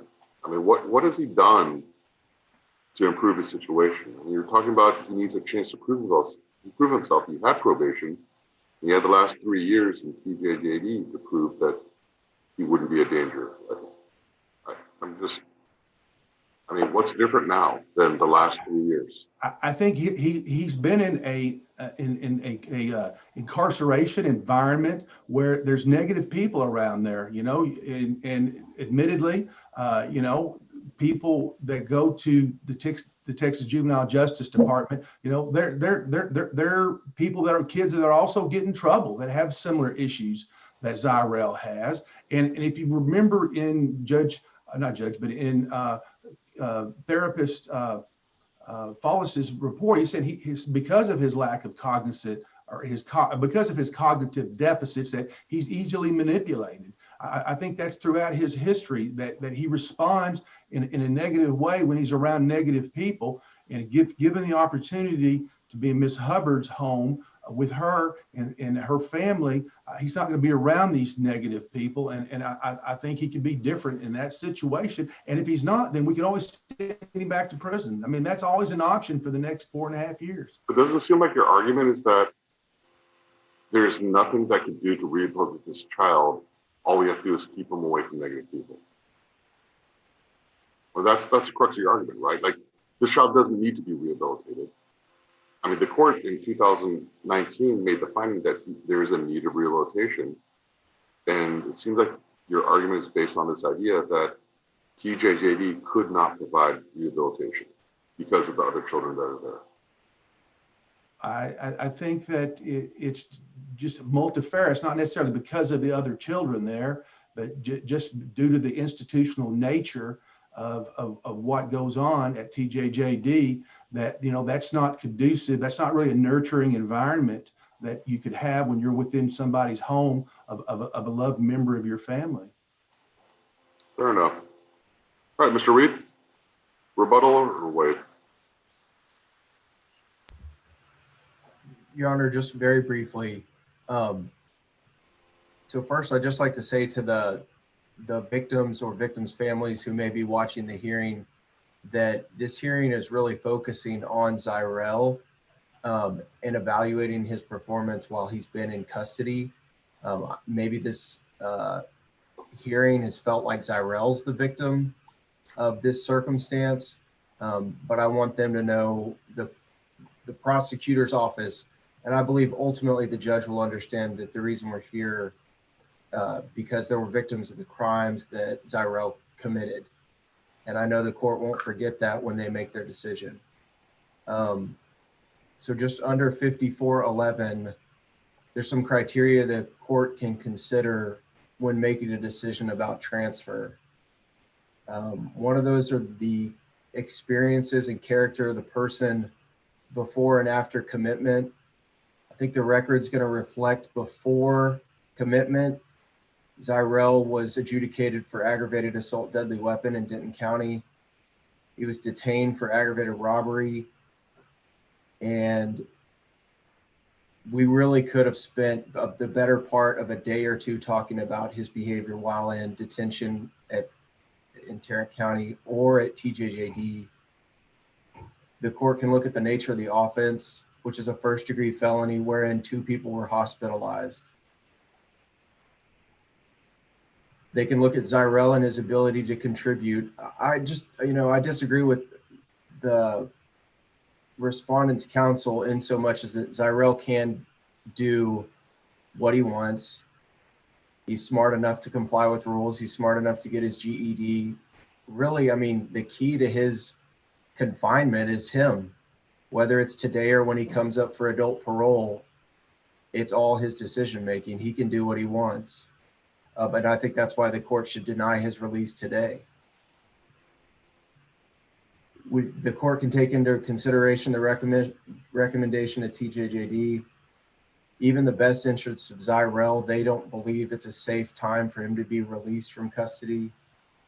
And any other relevant factor the court wants to consider. Juvenile services or even detention may be focused on rehabilitation, but it's TJJD's opinion that the time for rehabilitation is past. He's a danger to the community, and it's time to move him to the adult prison sentence. So apologies to Miss Hubbard, his mother. They're victims in a different way of his behavior. And really, if he'll just get it together, Mr. Shaw is correct. and that he will be up for parole review. And I think the message the court sends today is when you don't do what you're supposed to, you don't get what you want. And we'd ask that he be transferred and maybe he can get his act together for the next review. That's all from the state. So the court, having considered all the competent evidence presented before it, having taken judicial notice of the exhibits presented and admitted in this hearing, as well as the case file with the previous information submitted to the court, is considering the experiences and character of the person before and after commitment to the Texas Juvenile Justice Department, the nature of the penal offense that the person was found to have committed and the manner in which the offense was committed, the abilities of the person to contribute to society, the protection of the victim of the offense or any member of the victim's family, the recommendations of the Texas Juvenile Justice Department, County Juvenile Board, local juvenile probation department and prosecuting attorney, the best interest of the person, and any other factor relevant to the issue to be decided. The court will order that the child be, well, not returned, will remain in the custody of the Texas Juvenile Justice Department without approval for the release under supervision. Mr. Smith, at the conclusion of this hearing, I need to inform you that I can order you detained without bond in this facility and that you will remain in the custody of the Texas Juvenile Justice Department until you are picked up by the Institutional Division of the Texas Department of Criminal Justice. I will let you know. Usually I kind of advise kids on why I made the decisions I made. I don't think it really matters. You average a 225 every 5.5 days. And the one pattern that I see is you blame everyone else for your mistakes. And you'll probably blame me for this one as well. So one day you'll wake up that you realize the situation you're in is because that you put yourself in the situation. All right. At this point, Mr. Shaw, you do have a duty to inform your client of his right to appeal. I'm not sure if he wants to prosecute his appeal, like you said. This is a 3G offense, but he'll come up for mandatory release in about 8 months, 8 or 9 months. So appeal won't even be finished before an appeal may even interfere with his ability for mandatory release. So that's something that you need to advise him on. Is there anything that I missed, Mr. Shaw or Mr. Reed? Nothing I can think of, Judge. Your Honor. All right, that'll be the order of the court. Thank you, everyone.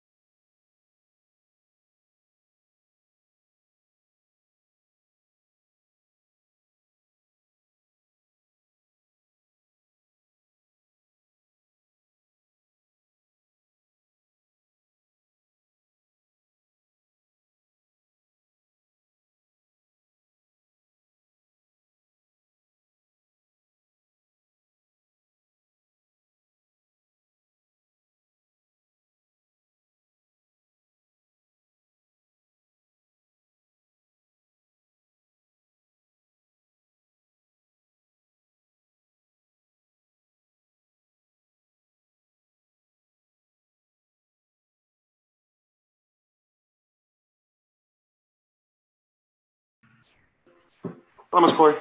Hello. I don't understand why y'all kept him. Doesn't make